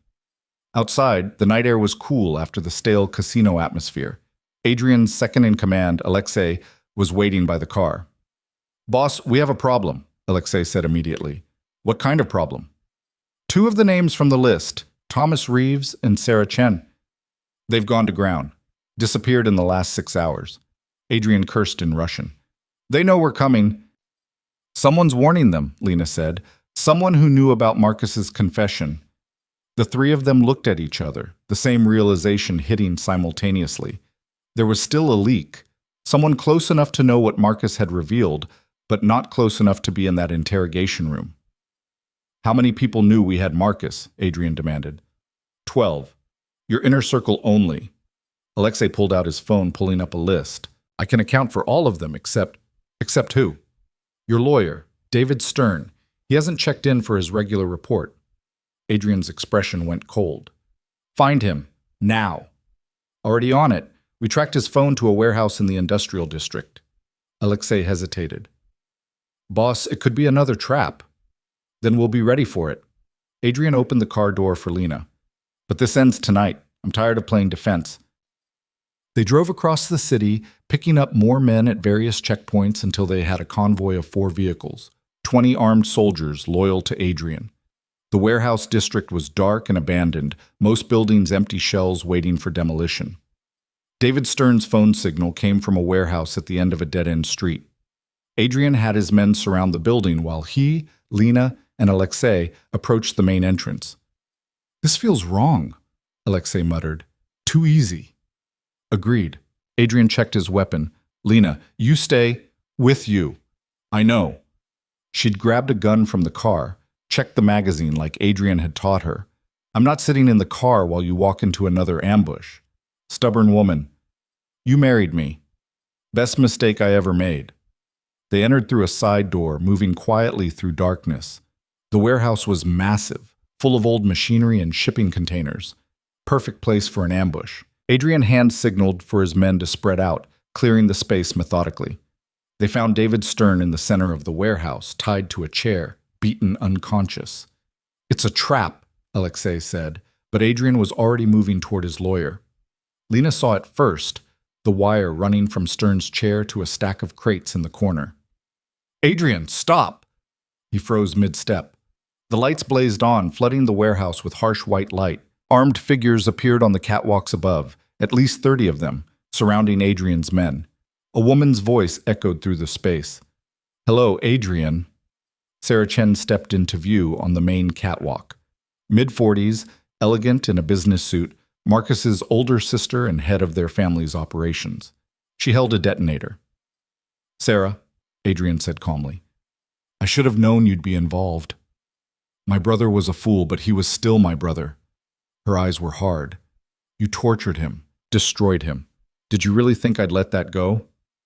He tried to kill my wife. He tried to save you from yourself." Sarah's finger hovered over the detonator button. "But you're too far gone, too twisted up in this pathetic love story to see clearly anymore." Adrian's men aimed at Sarah, but she just laughed. "Shoot me, and this detonator triggers. Everyone in this building dies." "Including you," Lena called out. "I'm willing to make that sacrifice." Sarah's gaze fixed on Lena. "You should have stayed in your cage, little bird. Should have accepted your role as Adrian's pretty pet. Instead, you had to try to be something more, had to make him care about you." "Is that what this is about?" Lena stepped forward despite Adrian trying to hold her back. "You're angry because someone like me made someone like him fall in love?" "I'm angry because you've made him weak." Sarah's composure cracked. "The Adrian Volkov I knew would have burned this city to the ground by now, would have killed Marcus quickly and moved on. But you've made him hesitate, made him question, made him human." "And that terrifies you, see," Lena said, understanding flooding through her. "Because if Adrian can be human, if he can love someone and still be powerful, then what's your excuse? What's your justification for being so alone?" Sarah's hand tightened on the detonator. "Shut up." "How many people have you pushed away to get where you are?" Lena continued, moving closer. Adrian shadowed her, positioned to shield her. "How many relationships have you sacrificed for power? And now you see Adrian has both. And it makes you realize you gave up everything for nothing." "I said shut up." "You want to kill me because I represent everything you'll never have," Lena said softly. "Not because I make him weak, but because I make him whole.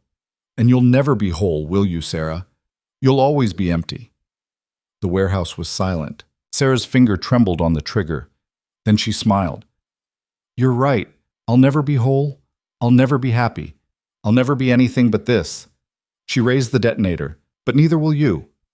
Everything happened at once. Adrian tackled Lena to the ground as Sarah pressed the button. Gunfire erupted from every direction. The charges around David Stern exploded, sending a shockwave through the building. But the explosion was smaller than it should have been. Controlled. Directional. Adrian's men had disarmed most of the charges. Through the smoke and chaos, Lena saw Sarah's face, the moment she realized her trap had failed, that she'd sacrificed everything for revenge that wouldn't even work. Then Adrian's sniper took the shot. Sarah fell from the catwalk, dead before she hit the ground. The firefight lasted less than 3 minutes. Adrian's men were better trained, better positioned, and fighting for something more than money. When the smoke cleared, all of Sarah's forces were dead or subdued. David Stern was alive, barely.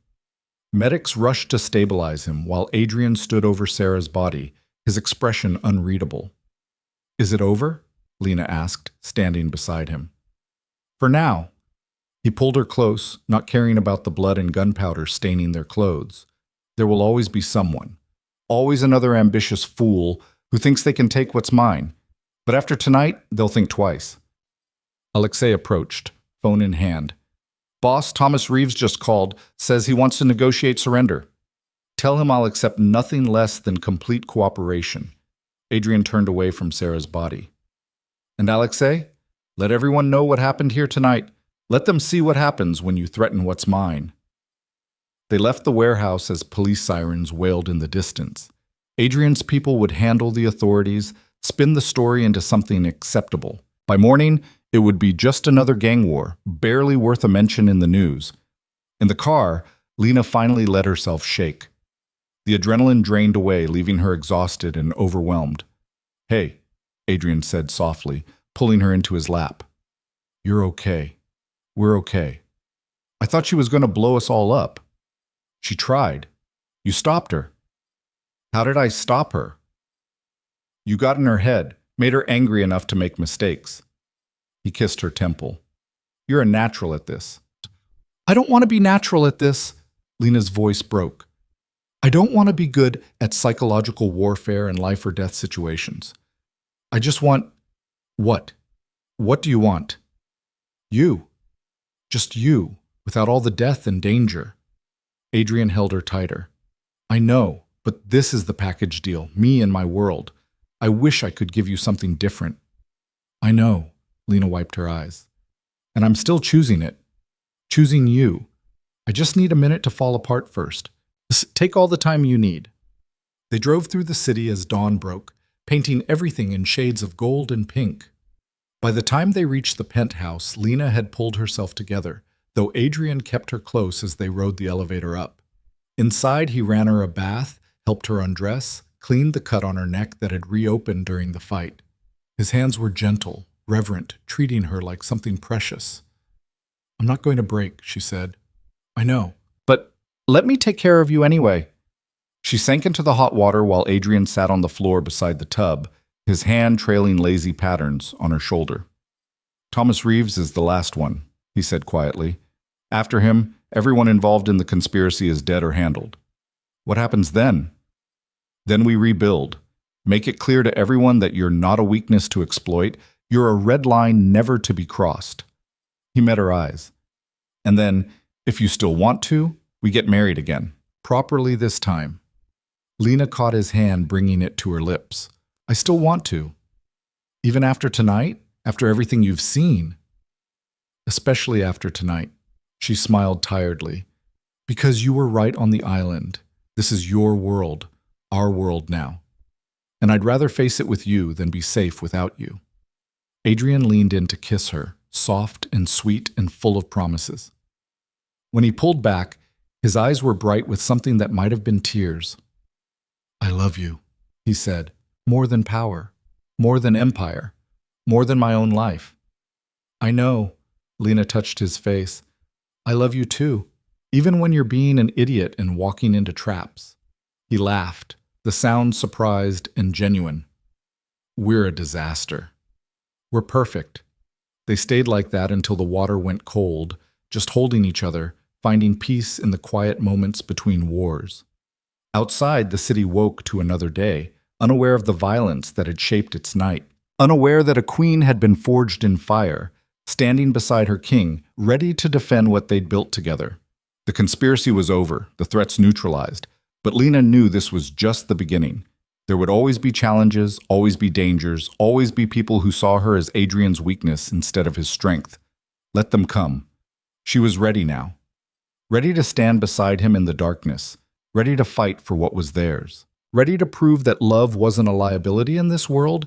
It was the most dangerous weapon of all, and she wielded it like a blade. Thomas Reeves surrendered 3 days later in the lobby of Adrian's downtown headquarters, walking in alone with his hands raised and a white envelope containing every piece of evidence against the remaining conspirators. He knelt in front of Adrian's desk like a penitent, his expensive suit rumpled, his face showing the strain of 72 hours running scared. Lena watched from her position by the window, learning to read the power dynamics of Adrian's world. Thomas didn't look at her once, a tell that revealed exactly how much he feared what she represented. "Please," Thomas said, his voice breaking. "I have a family, 2 daughters. I made a mistake, but they're innocent." Adrian didn't respond immediately. He read through the documents Thomas had provided with methodical precision, occasionally making notes. The silence stretched until Thomas was visibly sweating. Finally, Adrian looked up. "Your daughters are 8 and 10. "Yes." Hope flickered in Thomas's eyes. "They go to St. Mary's Academy, honor students. The youngest wants to be a veterinarian." The hope died. Thomas understood what Adrian was really saying. "I know where they are. I know everything about them." "I'll do anything," Thomas whispered. "Anything you want. Just don't hurt them." "I don't hurt children," Adrian said coldly. "But I do remember debts. You'll work for me now. Everything you earn, everything you build, belongs to me until I decide otherwise. Your daughters will grow up never knowing their father betrayed me, but you'll know, every day for the rest of your life, you'll remember that you owe me everything." Thomas nodded frantically. "Yes, thank you. Thank you. Get out!" After Thomas fled, Adrian turned to Lena. "What did you think?" She'd been expecting this. Adrian had started asking her opinion after every meeting, teaching her to analyze people and situations the way he did. "He's broken," she said. "He'll be loyal now because he's too scared to be anything else. But watch his wife. She doesn't know about the conspiracy yet, and when she finds out what he risked, she might become a problem."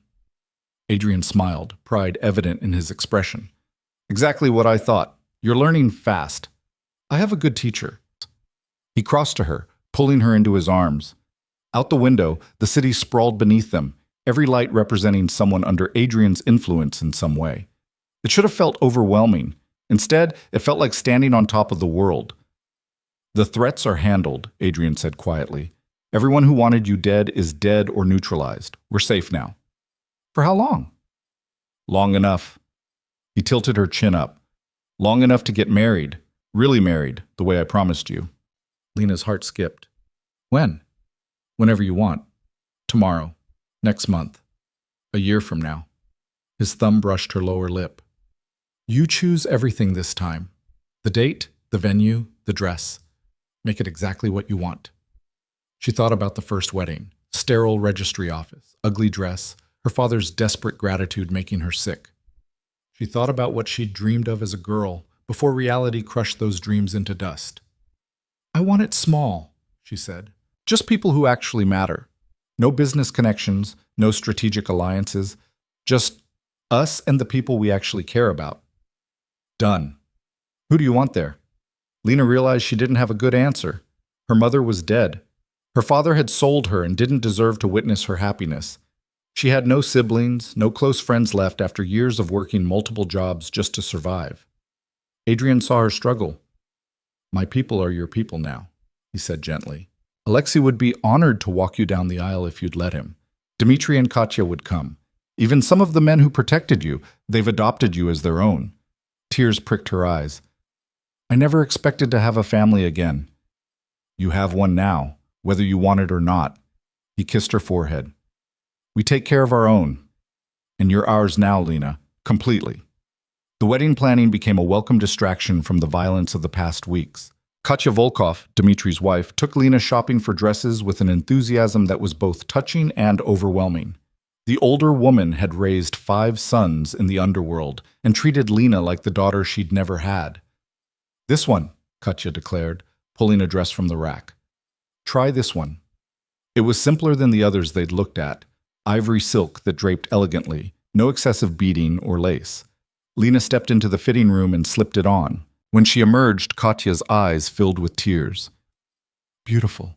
You look like bride, not like costume." Lena studied herself in the mirror. The dress was perfect, elegant without being fussy, sophisticated without trying too hard. She looked like herself, just more. "Adrian will forget how to breathe," Katya said with satisfaction. They bought the dress along with simple jewelry, pearl earrings that had belonged to Katya's mother, offered with such genuine affection that Lena couldn't refuse. Afterward, they had lunch at a small Russian cafe where Katya told stories about Dmitri's courtship. He was terrible romantic, Katya said, laughing. Brought me flowers every day for a month. My mother thought he was too dangerous. She was right, but I married him anyway. Do you regret it? Lena asked. The danger, the violence, all of it. Katya considered this seriously. Sometimes, when sons were young, I worried constantly. Every phone call could be news that Dmitri was dead. Every knock on door could be police or enemies. She paused. But I loved him. Love him still. And love makes the fear worth it. Even when it's terrifying. Especially then. Katya reached across the table to squeeze Lena's hand. You think you are only one who is scared? Adrian is terrified too, of losing you, of not being good enough, of his world destroying what you have together. But he loves you enough to be brave anyway. You do same. Lena blinked back tears. Thank you. No thanks needed. You are family now. Katya's smile was fierce. And we protect family. The wedding was set for 2 weeks later to be held at Adrian's estate in the hills overlooking the city. Lena had never been there. Adrian kept it completely separate from his business operations, a true sanctuary. When he drove her up the winding road to show her the venue, she understood why. The estate was stunning. Modern architecture blending seamlessly with natural landscape, all clean lines and floor-to-ceiling windows framing views of the city below. Gardens sprawled across the grounds, carefully maintained but wild enough to feel organic. I bought this place 5 years ago, Adrian said as they walked through the gardens. Told myself it was an investment, but really, I think I was building a home for a future I didn't believe I'd ever have. And now? Now I have you. He pulled her close. Now it's actually a home. They chose a spot overlooking the city for the ceremony, a natural stone terrace surrounded by flowering trees, simple wooden chairs for the handful of guests, an arch woven with white roses. It's perfect, Lena breathed. Adrian's phone buzzed. He glanced at it and his expression darkened. I need to take this. He stepped away, and Lena watched his posture shift as he listened to whoever was calling. When he returned, his face was carefully neutral. What's wrong? She asked. Your father wants to come to the wedding. Ice flooded her veins. What? He called Alexei, asking how to reach me. Said he heard we were getting married again and wants to be there.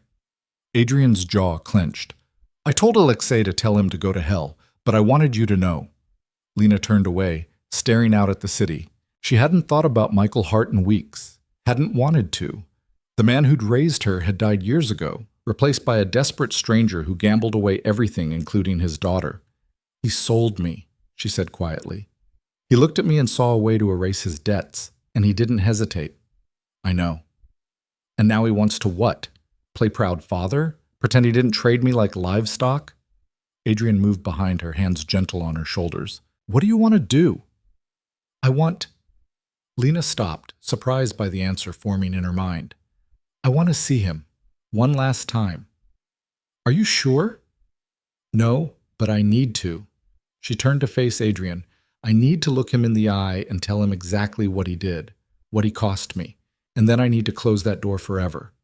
Adrian studied her face. Okay, I'll arrange it. But I'm there with you, non-negotiable. I wouldn't have it any other way. They met Michael Hart 2 days later in a neutral location, a cafe Adrian's people had cleared of other customers. Lena's father looked older than she remembered, worn down by whatever he'd been doing since selling her. He stood when they entered, his smile nervous. Lena, sweetheart, you look... Don't. Her voice cut like glass. Don't call me sweetheart. Don't pretend we're family. We're not anymore. Michael's smile faltered. I know you're angry. Angry? Lena laughed bitterly. I'm not angry. Anger would mean I still care enough to feel something. I'm just... done. Please, let me explain. Explain what? How you looked at your only daughter and saw dollar signs? How you sold me to pay for your gambling addiction? She stepped closer. Do you have any idea what you did? What you put me through? I didn't have a choice, Michael said desperately. They were going to kill me. So you let them take me instead. Lena's voice shook. You chose your life over mine, your comfort over my freedom, and you didn't even have the decency to feel guilty about it. Michael's face crumpled. I did feel guilty. I do. Every day, not guilty enough to say no, not guilty enough to find another way. She turned to Adrian. Tell him what you offered before the marriage. Adrian spoke coldly. I told your father I'd erase his debts if he gave me information on my competitors. He could have walked away clean without sacrificing his daughter. He chose the easier path. The color drained from Michael's face. I didn't know. Because you didn't ask, Lena said. You heard marry my daughter and jumped at it because it was simpler than actually working to fix your problems. She pulled out an envelope from her purse. This is everything you're getting from me. Ever. Michael opened it with shaking hands. Inside was a check, enough to live modestly for several years if he was careful. That's more than you deserve, Lena continued, but I won't have it said that I left my father destitute. Take the money. Disappear. Get help for your addiction. Build a life somewhere else. Her voice went hard. But you're not welcome at my wedding. You're not welcome in my life. And if I ever hear that you're using my name to try to get something from Adrian's people, I'll make sure you regret it. Lena, please. We're done here. She turned to leave, then paused. I loved you once. I would have done anything for you. But you killed that love when you sold me. Remember that when you're alone with your choices. She walked out without looking back. Adrian followed, his hand finding hers as soon as they were outside. Are you okay? He asked. I will be. And surprisingly, she meant it. Seeing her father, saying everything she needed to say, it felt like excising a wound. Painful, but necessary. In the car, Adrian pulled her close. I'm proud of you. For what? For being strong enough to face him, for knowing your worth. He kissed her temple. You're remarkable, Lena Hart. Lena Volkov, she corrected. I kept your name even after the first wedding. I just never felt like it was really mine until now. It's yours. Everything I have is yours. His arms tightened, including my heart, for whatever that's worth. It's worth everything. The final week before the wedding passed in a blur of final preparations. Lena worked with the estate staff to arrange flowers, choose music, plan the small reception dinner. She wrote her vows over and over, trying to capture everything she felt in words that wouldn't sound ridiculous when spoken aloud. The night before the wedding, Adrian honored tradition by staying at a hotel downtown, leaving Lena alone at the estate. She stood on the terrace where tomorrow they'd exchange vows, watching the city lights twinkle below. Couldn't sleep either? Lena turned to find Katya approaching with 2 glasses of wine. Too much on my mind, Lena admitted, accepting a glass. Is normal. I didn't sleep night before my wedding either. Katya settled into a chair. Was too busy being terrified. Of what? Of everything. Of making a mistake, of not being strong enough for the life I was choosing, of loving someone too much. She smiled. But when I saw Dmitri at altar, all fear disappeared. I knew I was exactly where I was supposed to be. What if I'm not strong enough? The question came out small. What if Adrian's world breaks me? Then you rebuild. Katya's voice was firm. You think you are first woman to love dangerous man? You think you are only one who worries about surviving this life? She leaned forward. Let me tell you a secret. You are already stronger than you know. You survived being sold by your father. You survived assassination attempts. You stood up to men who wanted you dead and made them afraid of you instead. You don't need to be stronger, Lena. You just need to remember what you already are. Lena felt tears slip down her cheeks. Thank you. No tears tonight. Save for tomorrow when you see Adrian's face. Katya stood, pulling Lena into a warm embrace. Get some sleep. Tomorrow you become bride. Really become part of this family. And we are so happy to have you. After Katya left, Lena stayed on the terrace a while longer, thinking about everything that had brought her to this moment. A year ago, she'd been trapped in her father's debts, working herself to exhaustion with no hope for the future. She'd thought marriage to Adrian Volkov would be a prison sentence. Instead, it had become her salvation. She'd found strength she didn't know she had, found family in the most unlikely places, found love in the arms of a man who'd bought her like property but chose to see her as an equal. Tomorrow, she'd stand beside him and choose him freely. Not because she had to, not because of debts or obligations, but because she wanted to. Because he was hers and she was his, and together they were building something real from the ashes of violence and pain. Lena finished her wine and went inside to sleep, her heart lighter than it had been in months. The wedding day dawned clear and perfect, the sky a brilliant blue that seemed impossible for the city. Lena woke early, too excited to sleep, and spent the morning getting ready with Katya's help. The older woman styled her hair in loose waves, applied minimal makeup that enhanced rather than masked, helped her into the ivory dress. When Lena looked in the mirror, she barely recognized herself. Not because she looked different, but because she looked happy, genuinely, radiantly happy. Beautiful, Katya declared. Now, one more thing. She produced a small box containing a delicate bracelet, platinum with tiny diamonds. This was Dmitri's mother's, Katya said. She wore it at her wedding, I wore it at mine, and now you wear it at yours. Is tradition in our family? Lena's throat tightened. I can't. It's too precious. You are family. This is yours now. Katya fastened it around Lena's wrist. There, perfect. A knock at the door announced Alexei, looking uncomfortable in his formal suit but smiling warmly. Ready? He asked. Lena took a deep breath. Ready. Alexei offered his arm, and she took it gratefully. They descended the stairs together, walked through the gardens toward the terrace. Lena could hear soft music playing, could see the small gathering of people who mattered, standing and turning to watch her approach. But she only had eyes for Adrian. He stood at the arch in a perfectly tailored suit, his expression arrested as he watched her walk toward him. Lena had never seen him look vulnerable before, but in that moment, with the afternoon sun painting everything golden, he looked almost undone. When she reached him, Alexei placed her hand in Adrian's with a murmured blessing in Russian. Then he stepped back, and it was just the two of them standing before the officiant while the city sprawled below and witnesses watched from nearby chairs. The ceremony was simple. The officiant spoke briefly about commitment and choice. Then it was time for vows. Adrian went first, his voice steady despite the emotion in his eyes. Lena, when I first saw you, I thought I wanted to possess you, to own something beautiful in a world of ugliness. I was wrong. You can't possess wildfire. You can't own the ocean. You can only stand in awe of it and hope it doesn't destroy you. He paused, gathering himself. You've changed me in ways I never thought possible. You've made me want to be better, do better, fight harder for something beyond just survival. I can't promise you safety. My world is too dangerous for that. But I can promise you this.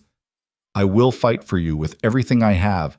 I will protect you with my last breath. I will love you until the day I die and possibly beyond. You are my heart, Lena. And I'm honored that you've chosen to give me yours. Lena's hands shook as she began her own vows. Adrian, you bought me thinking I was merchandise, something to be owned and controlled.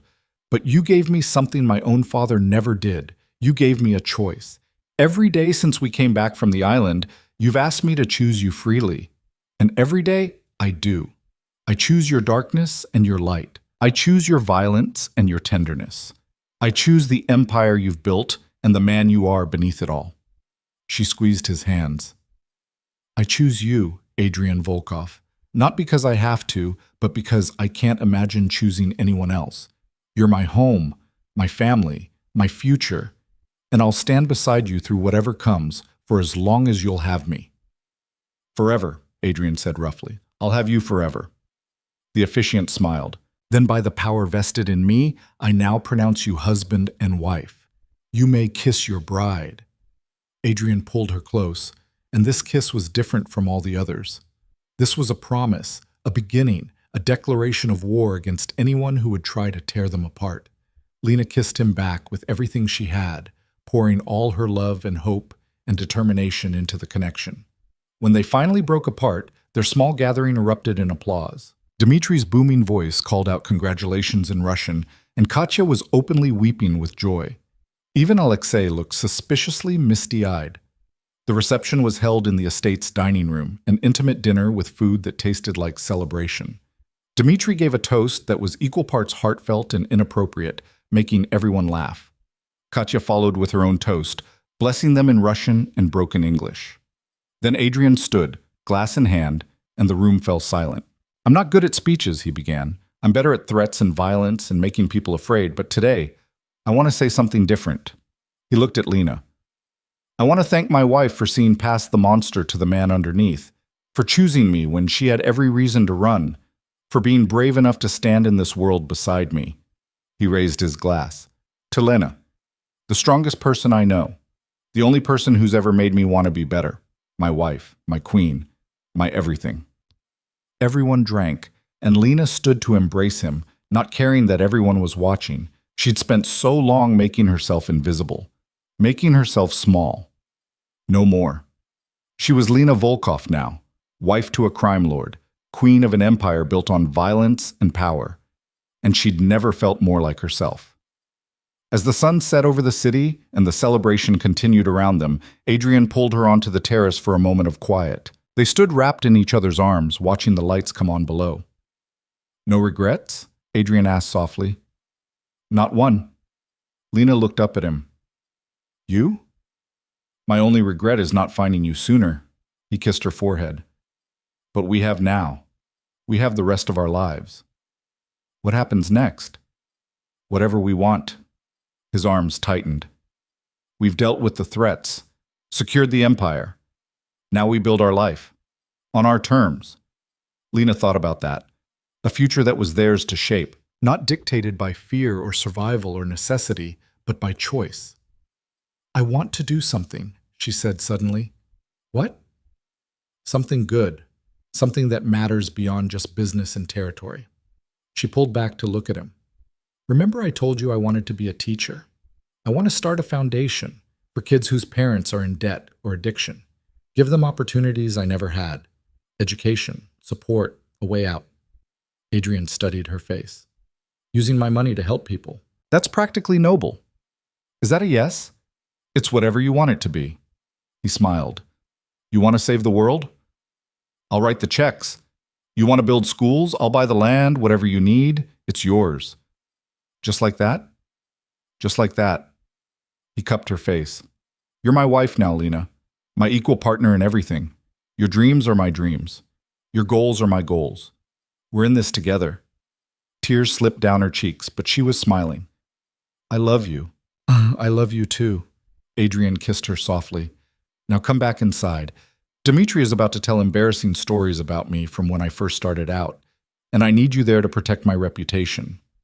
They returned to the party hand in hand, joining their chosen family in celebration.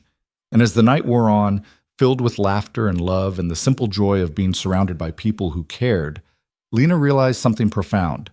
She'd started this journey as a prisoner, a girl sold to pay her father's debts, trapped in a marriage she never chose. But somewhere along the way, she'd become free. Free to choose her own path. Free to love without fear. Free to build a future worth fighting for. She was Lena Volkov now. And she'd chosen this life, this man, this violent, beautiful world. And she wouldn't change a thing. The foundation launched 6 months after the wedding, housed in a renovated building in the heart of the city where kids who needed it most could actually reach it. Lena named it Second Chances because that's what she'd gotten and what she wanted to give others. Adrian wrote the initial check without blinking, then quietly arranged for several of his legitimate businesses to funnel profits into the organization's endowment. On opening day, Lena stood in the bright, welcoming lobby surrounded by donated books and new computers, watching families arrive for the first time. A single mother with 3 kids, all of them wearing clothes that had been washed too many times. A father whose hands shook with early withdrawal, bringing his daughter who wanted to learn piano. Teenagers who'd been failed by every system meant to protect them. She saw herself in all of them. "This is good," Adrian said quietly, standing beside her in the one suit he owned that didn't scream danger. He was trying to look approachable, though his security detail positioned throughout the building somewhat undermined the effect. "It's a start." Lena watched a little girl discover the art supplies, her face lighting up with wonder. "We're going to help a lot of kids." "You're going to help them," Adrian corrected. "This is your vision. Built with your money. Our money." He took her hand. "Everything I have is ours, remember?" The first year was harder than Lena expected. building programs, hiring staff, navigating the bureaucracy of nonprofit work, while also being married to a man whose very name made officials nervous.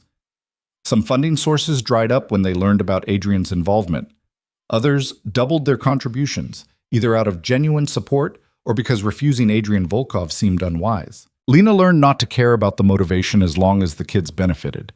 She spent her days at the foundation, running tutoring programs and counseling sessions, fighting for kids who reminded her of herself. She came home exhausted but fulfilled, and Adrian would be waiting with dinner and questions about her day. They'd fallen into a rhythm, her light work balancing his dark business, each of them giving the other what they needed. But peace never lasted long in Adrian's world. The threat came on a Tuesday, unremarkable until Lena's assistant interrupted a tutoring session to say someone was demanding to see her.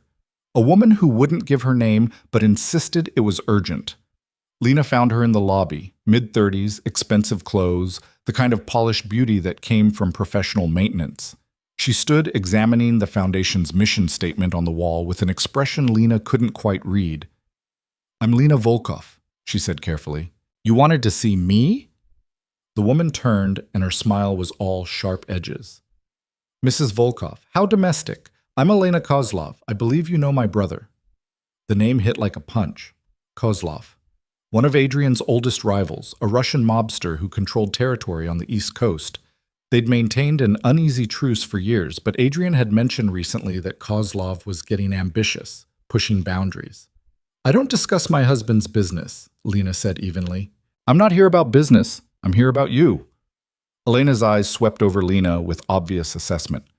"I wanted to see what kind of woman could make Adrian Volkov go soft." "I haven't made him anything he didn't choose to be." "Haven't you?" Elena moved closer. "A year ago, Adrian was untouchable, ruthless. Now he's playing house and funding charities. You've neutered him." Lena felt anger flash hot and bright. "You came all this way to insult me?" "I came to deliver a message." Elena's smile widened. "My brother is tired of Adrian's recent weakness. He's planning to take advantage of it. And when he does, all of this," she gestured around the foundation, "all these children you're trying to save, they'll be collateral damage unless you leave." "Excuse me?" "Leave Adrian, divorce him, disappear. Do it publicly, make it messy, break his heart if you can." Elena's voice was casual, like discussing the weather. "Do that, and my brother will back off. Adrian can rebuild his reputation, and you can keep your little charity without worrying about it burning down with children inside." Lena's blood ran cold. "You're threatening kids to get to me? I'm giving you a choice. Save them or stay married. You can't have both." Every instinct screamed at Lena to call security, to have this woman thrown out. But she forced herself to think strategically, the way Adrian had taught her. "I'll need time to consider," she said carefully. "You have 48 hours. Elena pulled out a business card. "Call this number when you've decided. And Mrs. Volkov? Choose wisely. My brother doesn't bluff." After Elena left, Lena immediately called Adrian. He arrived 30 minutes later with Alexei and a full security team, his face carved from ice as Lena explained the threat. "Kozlov's making his move," Adrian said, pacing the office like a caged animal. "Using you to force my hand." "She threatened the kids," Lena said, her voice shaking with rage. "Children, Adrian. She threatened to burn this building with children inside." "I know." He pulled her into his arms. "I know, and I'm going to kill everyone involved. But first, we need to get you somewhere safe." "I'm not running." "Lena, no." She pulled back to meet his eyes. "I'm not leaving the foundation, and I'm definitely not leaving you. We deal with this together." Adrian's jaw clenched. "Kozlov wants a war. If we engage, people will die, maybe a lot of people." "Then we don't engage on his terms." Lena's mind was already racing. "Elena said her brother thinks you've gone soft, that I've made you weak. What if we use that?" "Use it how?" "Make him overconfident. Let him think he's right about you. Then destroy him when he overextends." She looked up at Adrian. "You've taught me about power plays and strategy. This is just another chess game." Alexei spoke from the doorway. "She's right, boss. Kozlov's pride is his weakness. If we make him think he's already won, he'll get sloppy. Adrian studied Lena's face. What are you proposing? I call Elena back. Tell her I'm considering her offer. String her along while you position your people. Lena's voice grew stronger as the plan formed. Meanwhile, we evacuate the kids and staff, make it look like I'm closing the foundation temporarily. Kozlov will think it's because I'm scared, that his threat worked. And then? Then you show him exactly how wrong he is about you being soft. Adrian's smile was predatory. I knew there was a reason I married you. The next 48 hours were controlled chaos. Lena called parents, explained there was a facility issue requiring temporary closure, arranged for the kids to continue their programs at partner organizations. Staff were given paid leave with vague promises of reopening soon. To anyone watching, it looked exactly like what Kozlov wanted to see. Lena scared and backing down. Meanwhile, Adrian mobilized his forces. He reached out to old allies, called in favors, positioned men throughout the city. Dmitry offered his full support, bringing his considerable resources to bear. Even people who normally stayed neutral began taking sides, unwilling to let Kozlov's threat against children go unanswered. Lena called Elena exactly 48 hours after their meeting. I need more time, she said, letting her voice shake slightly. This is my life we're talking about. You have 24 more hours, Elena said coldly. After that, my brother acts. I understand. Can I meet with him? Your brother? I want to hear his terms directly. There was silence on the other end. Then, you want to negotiate? I want to understand what I'm agreeing to. If I'm going to leave my husband, destroy my marriage, I need to know it will actually keep people safe. More silence. Lena could almost hear Elena calculating, trying to determine if this was genuine or a trap. I'll ask him, Elena finally said. Stay by your phone. The call came 6 hours later. Kozlov would meet with Lena the following evening at a restaurant he owned, Neutral Ground. She could bring one security guard. Any sign of Adrian or his forces, and the deal was off. It's a trap, Alexei said flatly when Lena shared the details. Of course it is. Adrian was already planning. He wants to take Lena hostage, use her as leverage against me. Classic play. So we don't let him take me. Lena pulled out the building schematics Alexei had acquired. Your man comes with me as agreed, but you have people already in place, kitchen staff, other diners, surrounding buildings. When Kozlov makes his move, you're ready. If this goes wrong, it won't. Lena took his hand. Trust me. Trust us. Adrian pulled her close, pressing his forehead to hers. If anything happens to you, I'll burn the world down. I know, that's why nothing will happen. She kissed him softly. We've survived worse than Kozlov. We'll survive this too. The next evening, Lena dressed carefully. Elegant, but not provocative. Strong, but not threatening. She wore the bracelet Katya had given her for luck, and the pearl earrings from her wedding. Adrian helped her into a bulletproof vest disguised as a designer top, his hands gentle despite the violence they were preparing for. Remember the signal, he said. Anything goes wrong, you say the safe word and my people move immediately. Firefly, Lena confirmed. They'd chosen it together, something that had no reason to come up in normal conversation. I'll be listening to everything, watching everything. Adrian cupped her face. You're the bravest person I know. I learned from the best. The restaurant was upscale Russian, the kind of place where deals were made and enemies buried. Lena arrived exactly on time with one of Adrian's most trusted men, Victor's replacement, a quiet professional named Sergei. They were shown to a private room in the back. Kozlov was already there, a bear of a man with cruel eyes and expensive taste. His sister Elena sat beside him, along with 4 bodyguards who didn't bother hiding their weapons. Mrs. Volkov, Kozlov said, his accent thick and menacing. Sit. We have much to discuss. Lena sat across from him, Sergei standing behind her chair. Through her hidden earpiece, she could hear Adrian breathing, could feel his presence even though he was blocks away. You threaten children, she said without preamble. Why?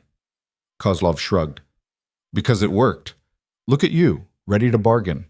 Your husband would never have come to negotiate. But you? You have weakness, compassion. It makes you easy to manipulate. Or maybe it makes me smart enough to avoid unnecessary violence. Perhaps. Kozlov leaned forward. Here is my offer. You leave Adrian publicly, file for divorce, give interviews about how you can't live with his violence anymore. Make him look weak, make him look like he lost control of his own wife.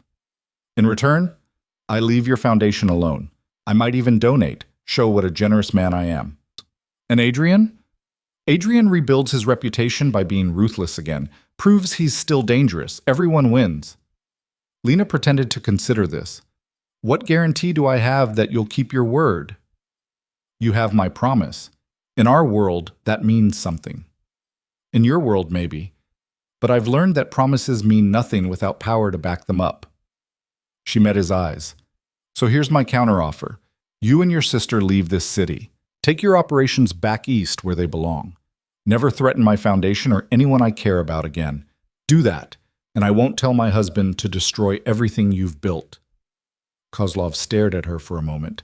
Then he laughed, a booming sound that filled the room. You think you can threaten me? You think your husband scares me? I think you came to this meeting because you're afraid, Lena said calmly. You're afraid that Adrian isn't as soft as you hoped, that attacking his wife might be the biggest mistake you ever made. So you're trying to get me to leave peacefully, hoping it will weaken him without you having to actually fight him. The laughter stopped. Careful, Mrs. Volkov. No, I'm done being careful. Lena stood. I'm done with people like you thinking you can use me to hurt the man I love. You want a war with Adrian? You'll get one, but don't hide behind threats against children. Face him like the powerful man you claim to be. Kozlov's face darkened. Sit down. I don't think so. This meeting is over. I said sit down. Kozlov nodded to his men who moved to block the exit. This was it.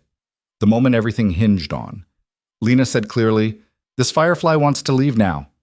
Everything exploded into motion. The doors burst open as Adrian's men flooded in from multiple directions. The waiter, who'd been hovering nearby, pulled a gun. The businessman in the corner booth revealed himself as Dmitri, weapon already drawn. Sergei moved in front of Lena, his own gun covering Kozlov. Within seconds, Kozlov and his people were surrounded by 15 armed men, all loyal to Adrian. Then Adrian himself walked through the door. He looked magnificent and terrifying, dressed all in black, moving with lethal purpose. His eyes swept the room, cataloging threats, before settling on Lena. Are you hurt? He asked. I'm fine. Good. He turned to Kozlov. You threatened my wife, threatened children under her protection. Did you really think I'd let that stand? Kozlov's face was purple with rage. You violate neutral ground. This is against all rules. You violated the rules when you threatened innocents. Adrian's voice could cut glass. There's no honor in using children as weapons. No protection in our code for men like you. You can't kill me. My organization? Your organization is already dismantled. I've spent the last 48 hours buying out your lieutenants, seizing your assets, turning your allies against you. You're finished, Kozlov. You just didn't know it yet. Elena spoke up, her earlier confidence gone. We'll leave. We'll go back east, never return. No. Adrian's smile was cold. You had your chance to walk away. You chose to threaten what's mine instead. He looked at his men. Take them. Adrian, wait. Lena stepped forward. Let them go. Everyone stared at her. Adrian's expression was carefully neutral. Lena, not because they deserve it, because we're better than this. She looked at Kozlov. You wanted to make Adrian weak by making him care about something. But that's not weakness. It's evolution. He's strong enough now to choose mercy when it serves a purpose. What purpose does this serve? Adrian asked quietly. It sends a message that we don't need to kill everyone who threatens us, that we're secure enough in our power to let some enemies live as warnings to others. She turned back to Kozlov. You leave tonight. You liquidate all your holdings in this city and donate the proceeds to foundations that help at-risk youth. You spend the rest of your life knowing you're alive only because I convinced my husband to spare you. And if you ever threaten anyone I care about again, I'll let him finish what he started. Kozlov looked between them, clearly calculating odds. Finally, he nodded. Agreed. Say it. Adrian commanded. Say you owe your life to my wife's mercy. The words clearly tasted like poison, but Kozlov forced them out. I owe my life to Mrs. Volkov's mercy. Good. Adrian gestured to his men. Escort them to the airport. Make sure they get on a plane heading east. If either of them is still in California by sunrise, kill them. After Kozlov and Elena were removed, Adrian crossed to Lena and pulled her into his arms. That was either the smartest thing you've ever done or the most dangerous. Maybe both. Lena melted into his embrace. But it felt right. We don't need to be monsters anymore. I'll always be a monster. No. She pulled back to look at him. You'll always be capable of monstrous things. There's a difference.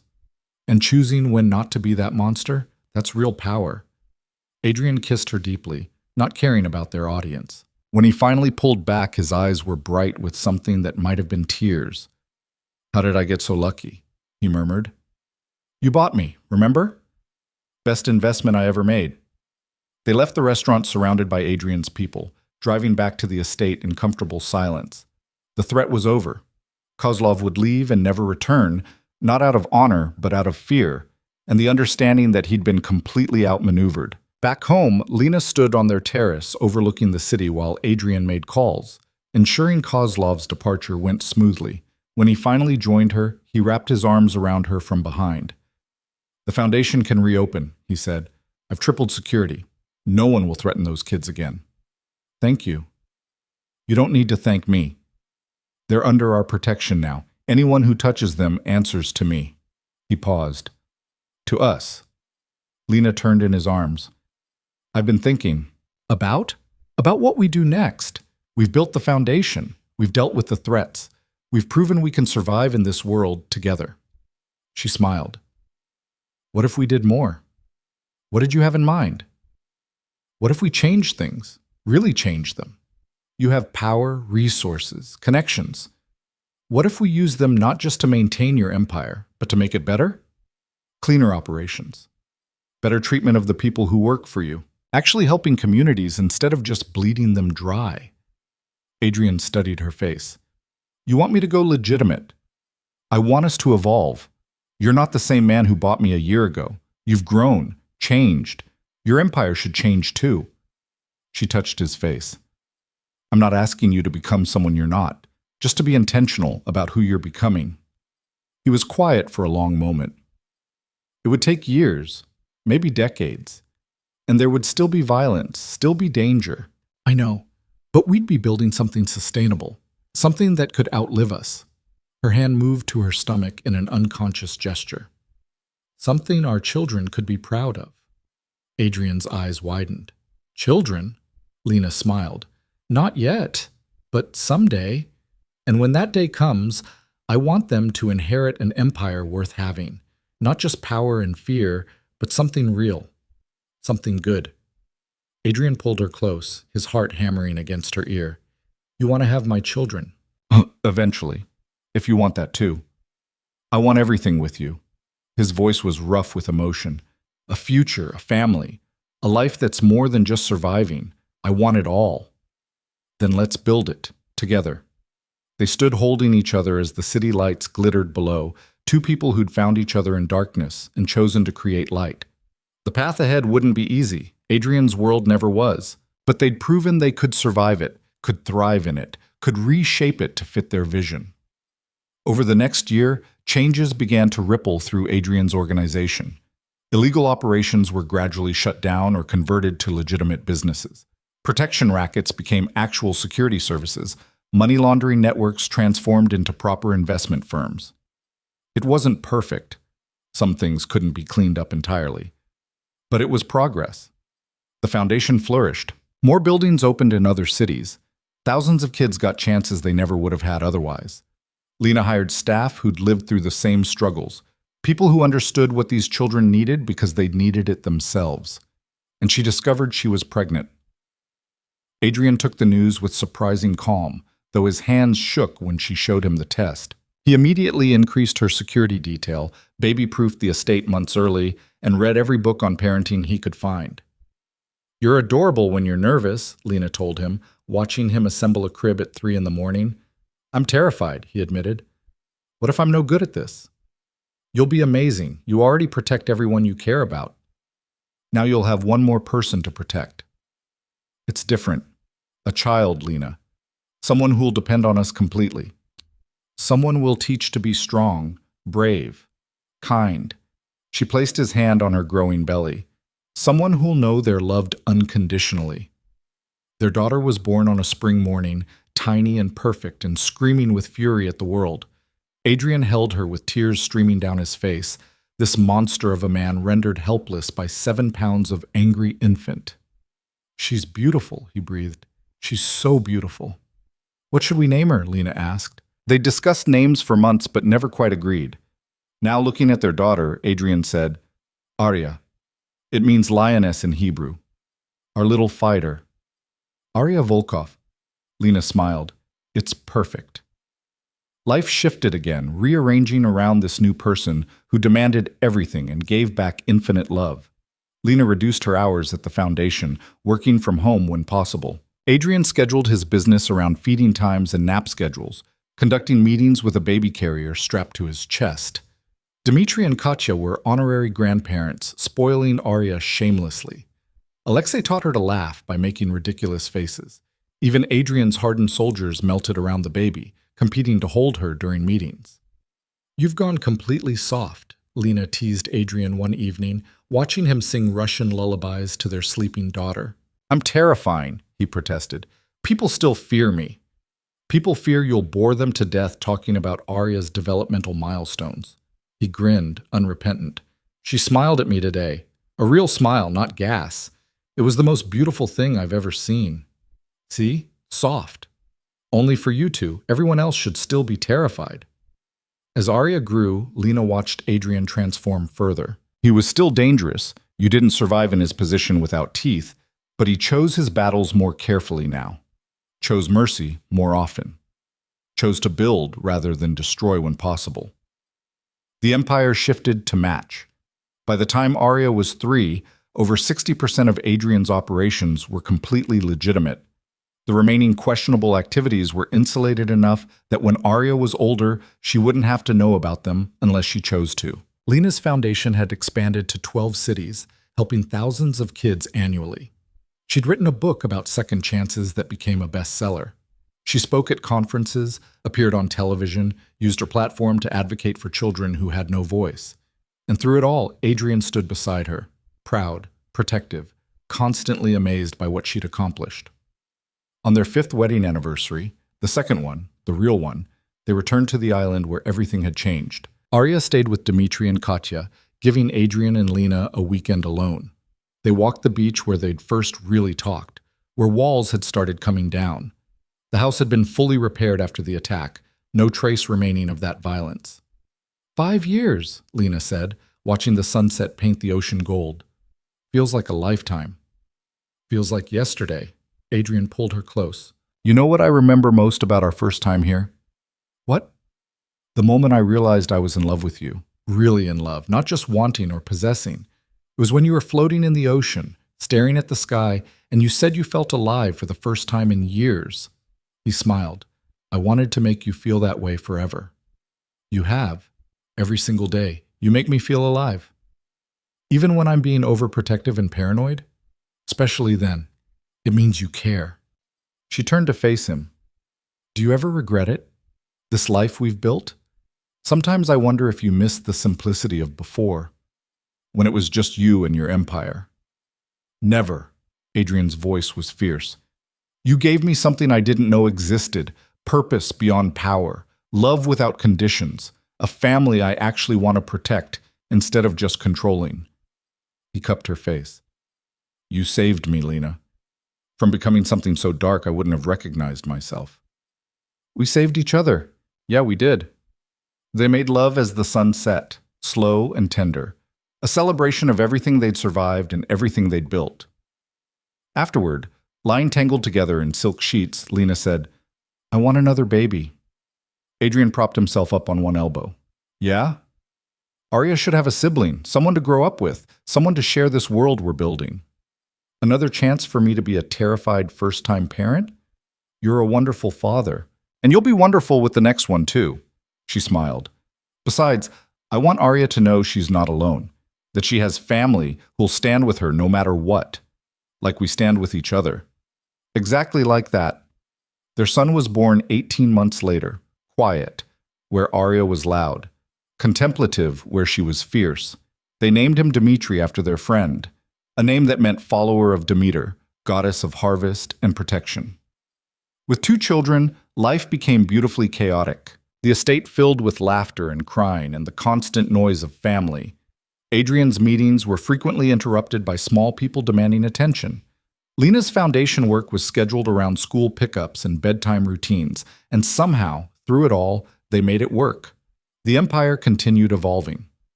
By the time Dmitri was 5 and Arya was 7, Adrian had divested from almost everything illegal. He maintained just enough dangerous connections to protect what was his, but the bulk of his wealth came from legitimate investments and businesses. They weren't saints, they'd never be saints, but they were better than they'd been.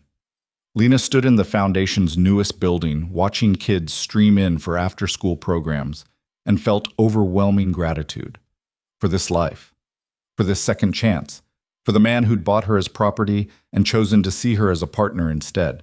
Adrian came up behind her, wrapping his arms around her waist. Thinking deep thoughts? Thinking about how far we've come, how different everything is from that first wedding. When you looked at me like I was a death sentence, you were a death sentence to the person I was before.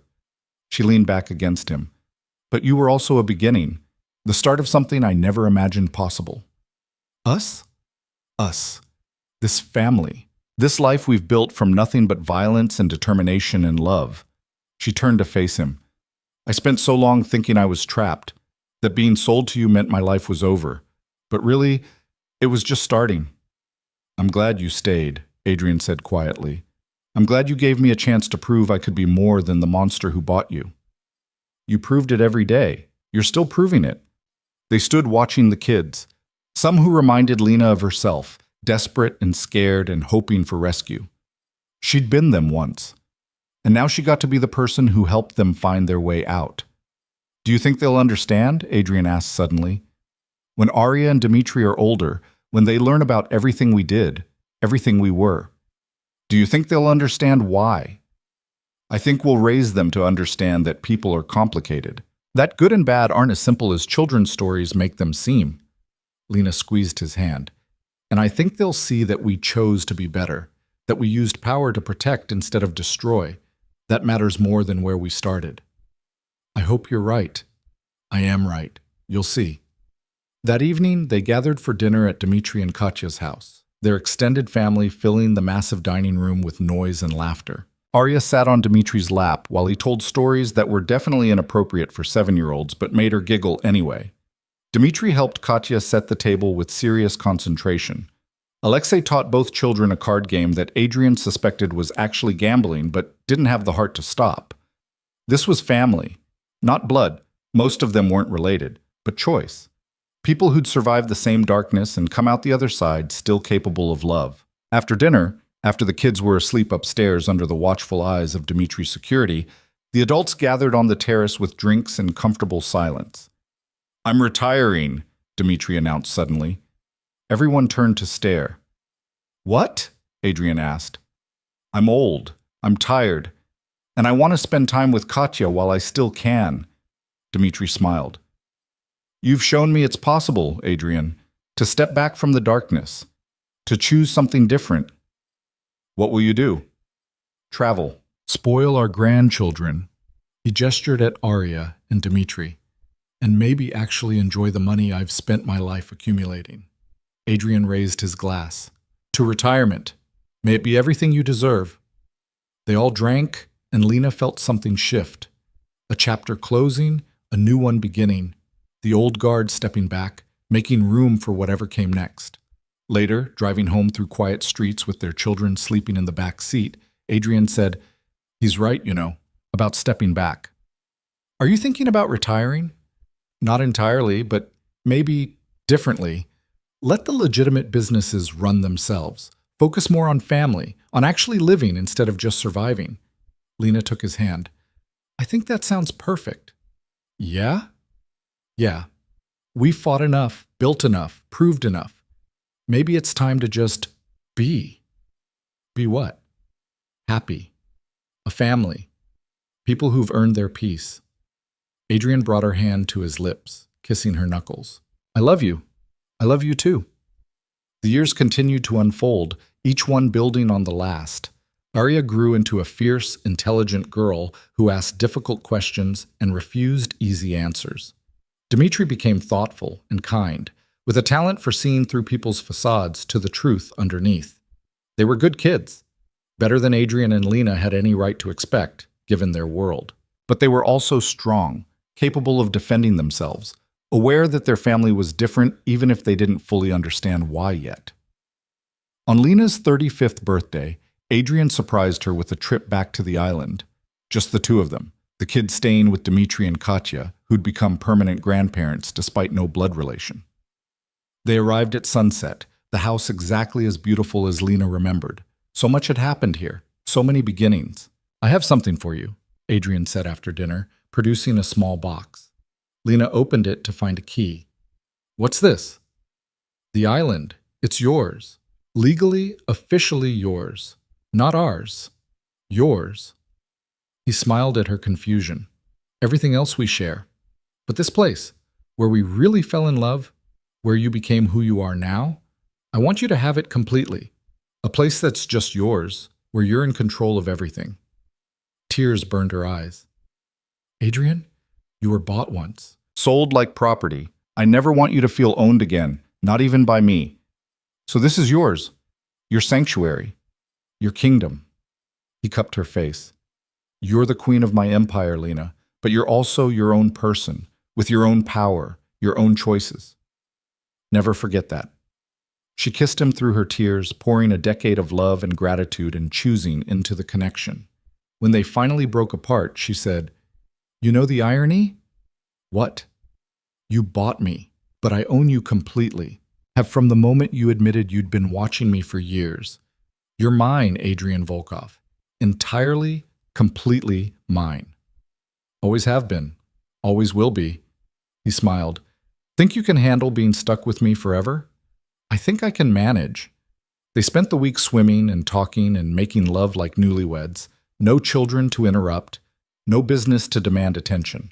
Just two people who'd chosen each other against all odds, celebrating the life they'd built together. On their last night, lying under the stars on the beach, Adrian said, Do you ever think about how it all started? How wrong it was? Sometimes, but I've stopped regretting it.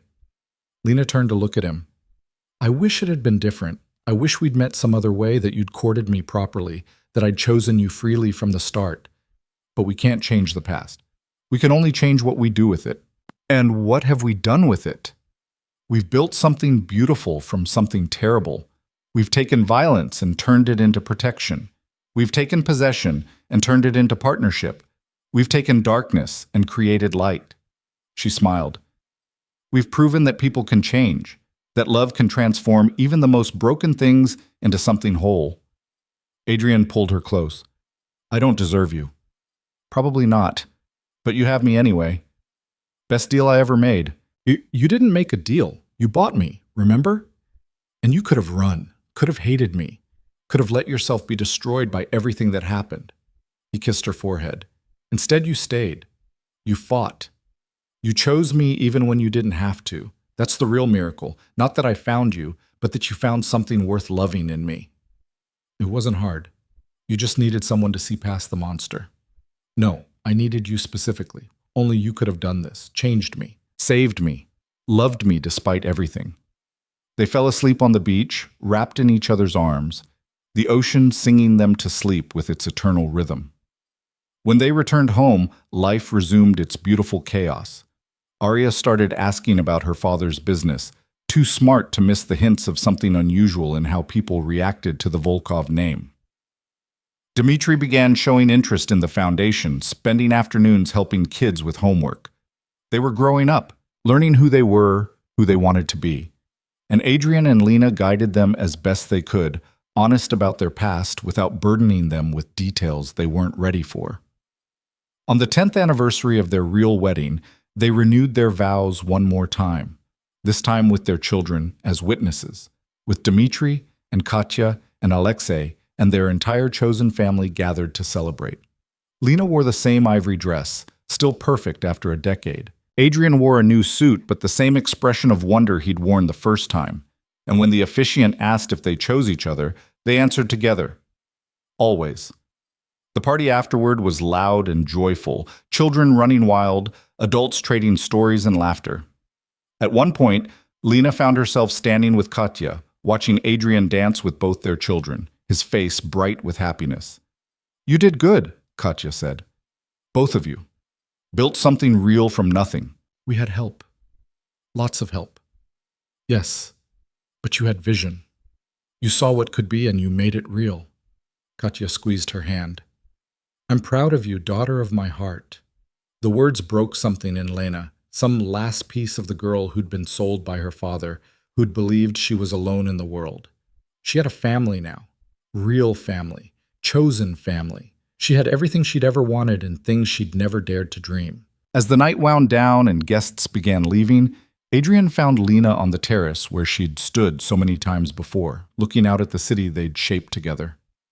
"What are you thinking?" he asked. "That I'm happy, completely, unreservedly happy." She leaned into him. "That we did it. We survived everything thrown at us and came out stronger. We did it together. The only way it would have worked." Adrian turned her to face him, his eyes serious. "If you could go back, knowing everything that would happen, the fear, the violence, the danger, would you still choose this?" "Choose me." Lena didn't hesitate. "Every single time, in every possible world, I'd choose you, choose this life, choose our family, because it's ours, Adrian. We built it together from ashes and blood and stubborn determination to be better than we were." "No regrets?" "Not one." She smiled. "Well, maybe one. I regret that first wedding. The ugly dress, the sterile office, the feeling of being sold. I wish that could have been different. Everything else? Everything else is perfect. Beautifully, messily, dangerously perfect." She kissed him softly. "You bought me, Adrian Volkov, but I chose you. I choose you still.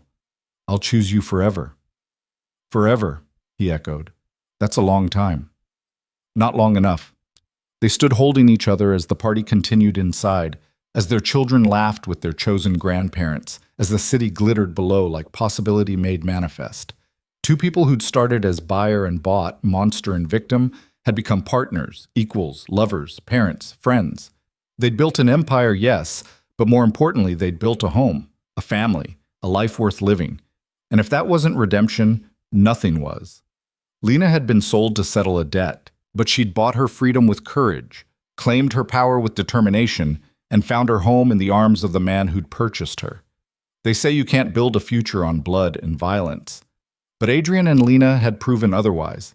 They'd taken the worst beginning possible and transformed it into something beautiful. Because love, real love, chosen freely despite every reason not to, could rewrite any destiny, and theirs was just beginning.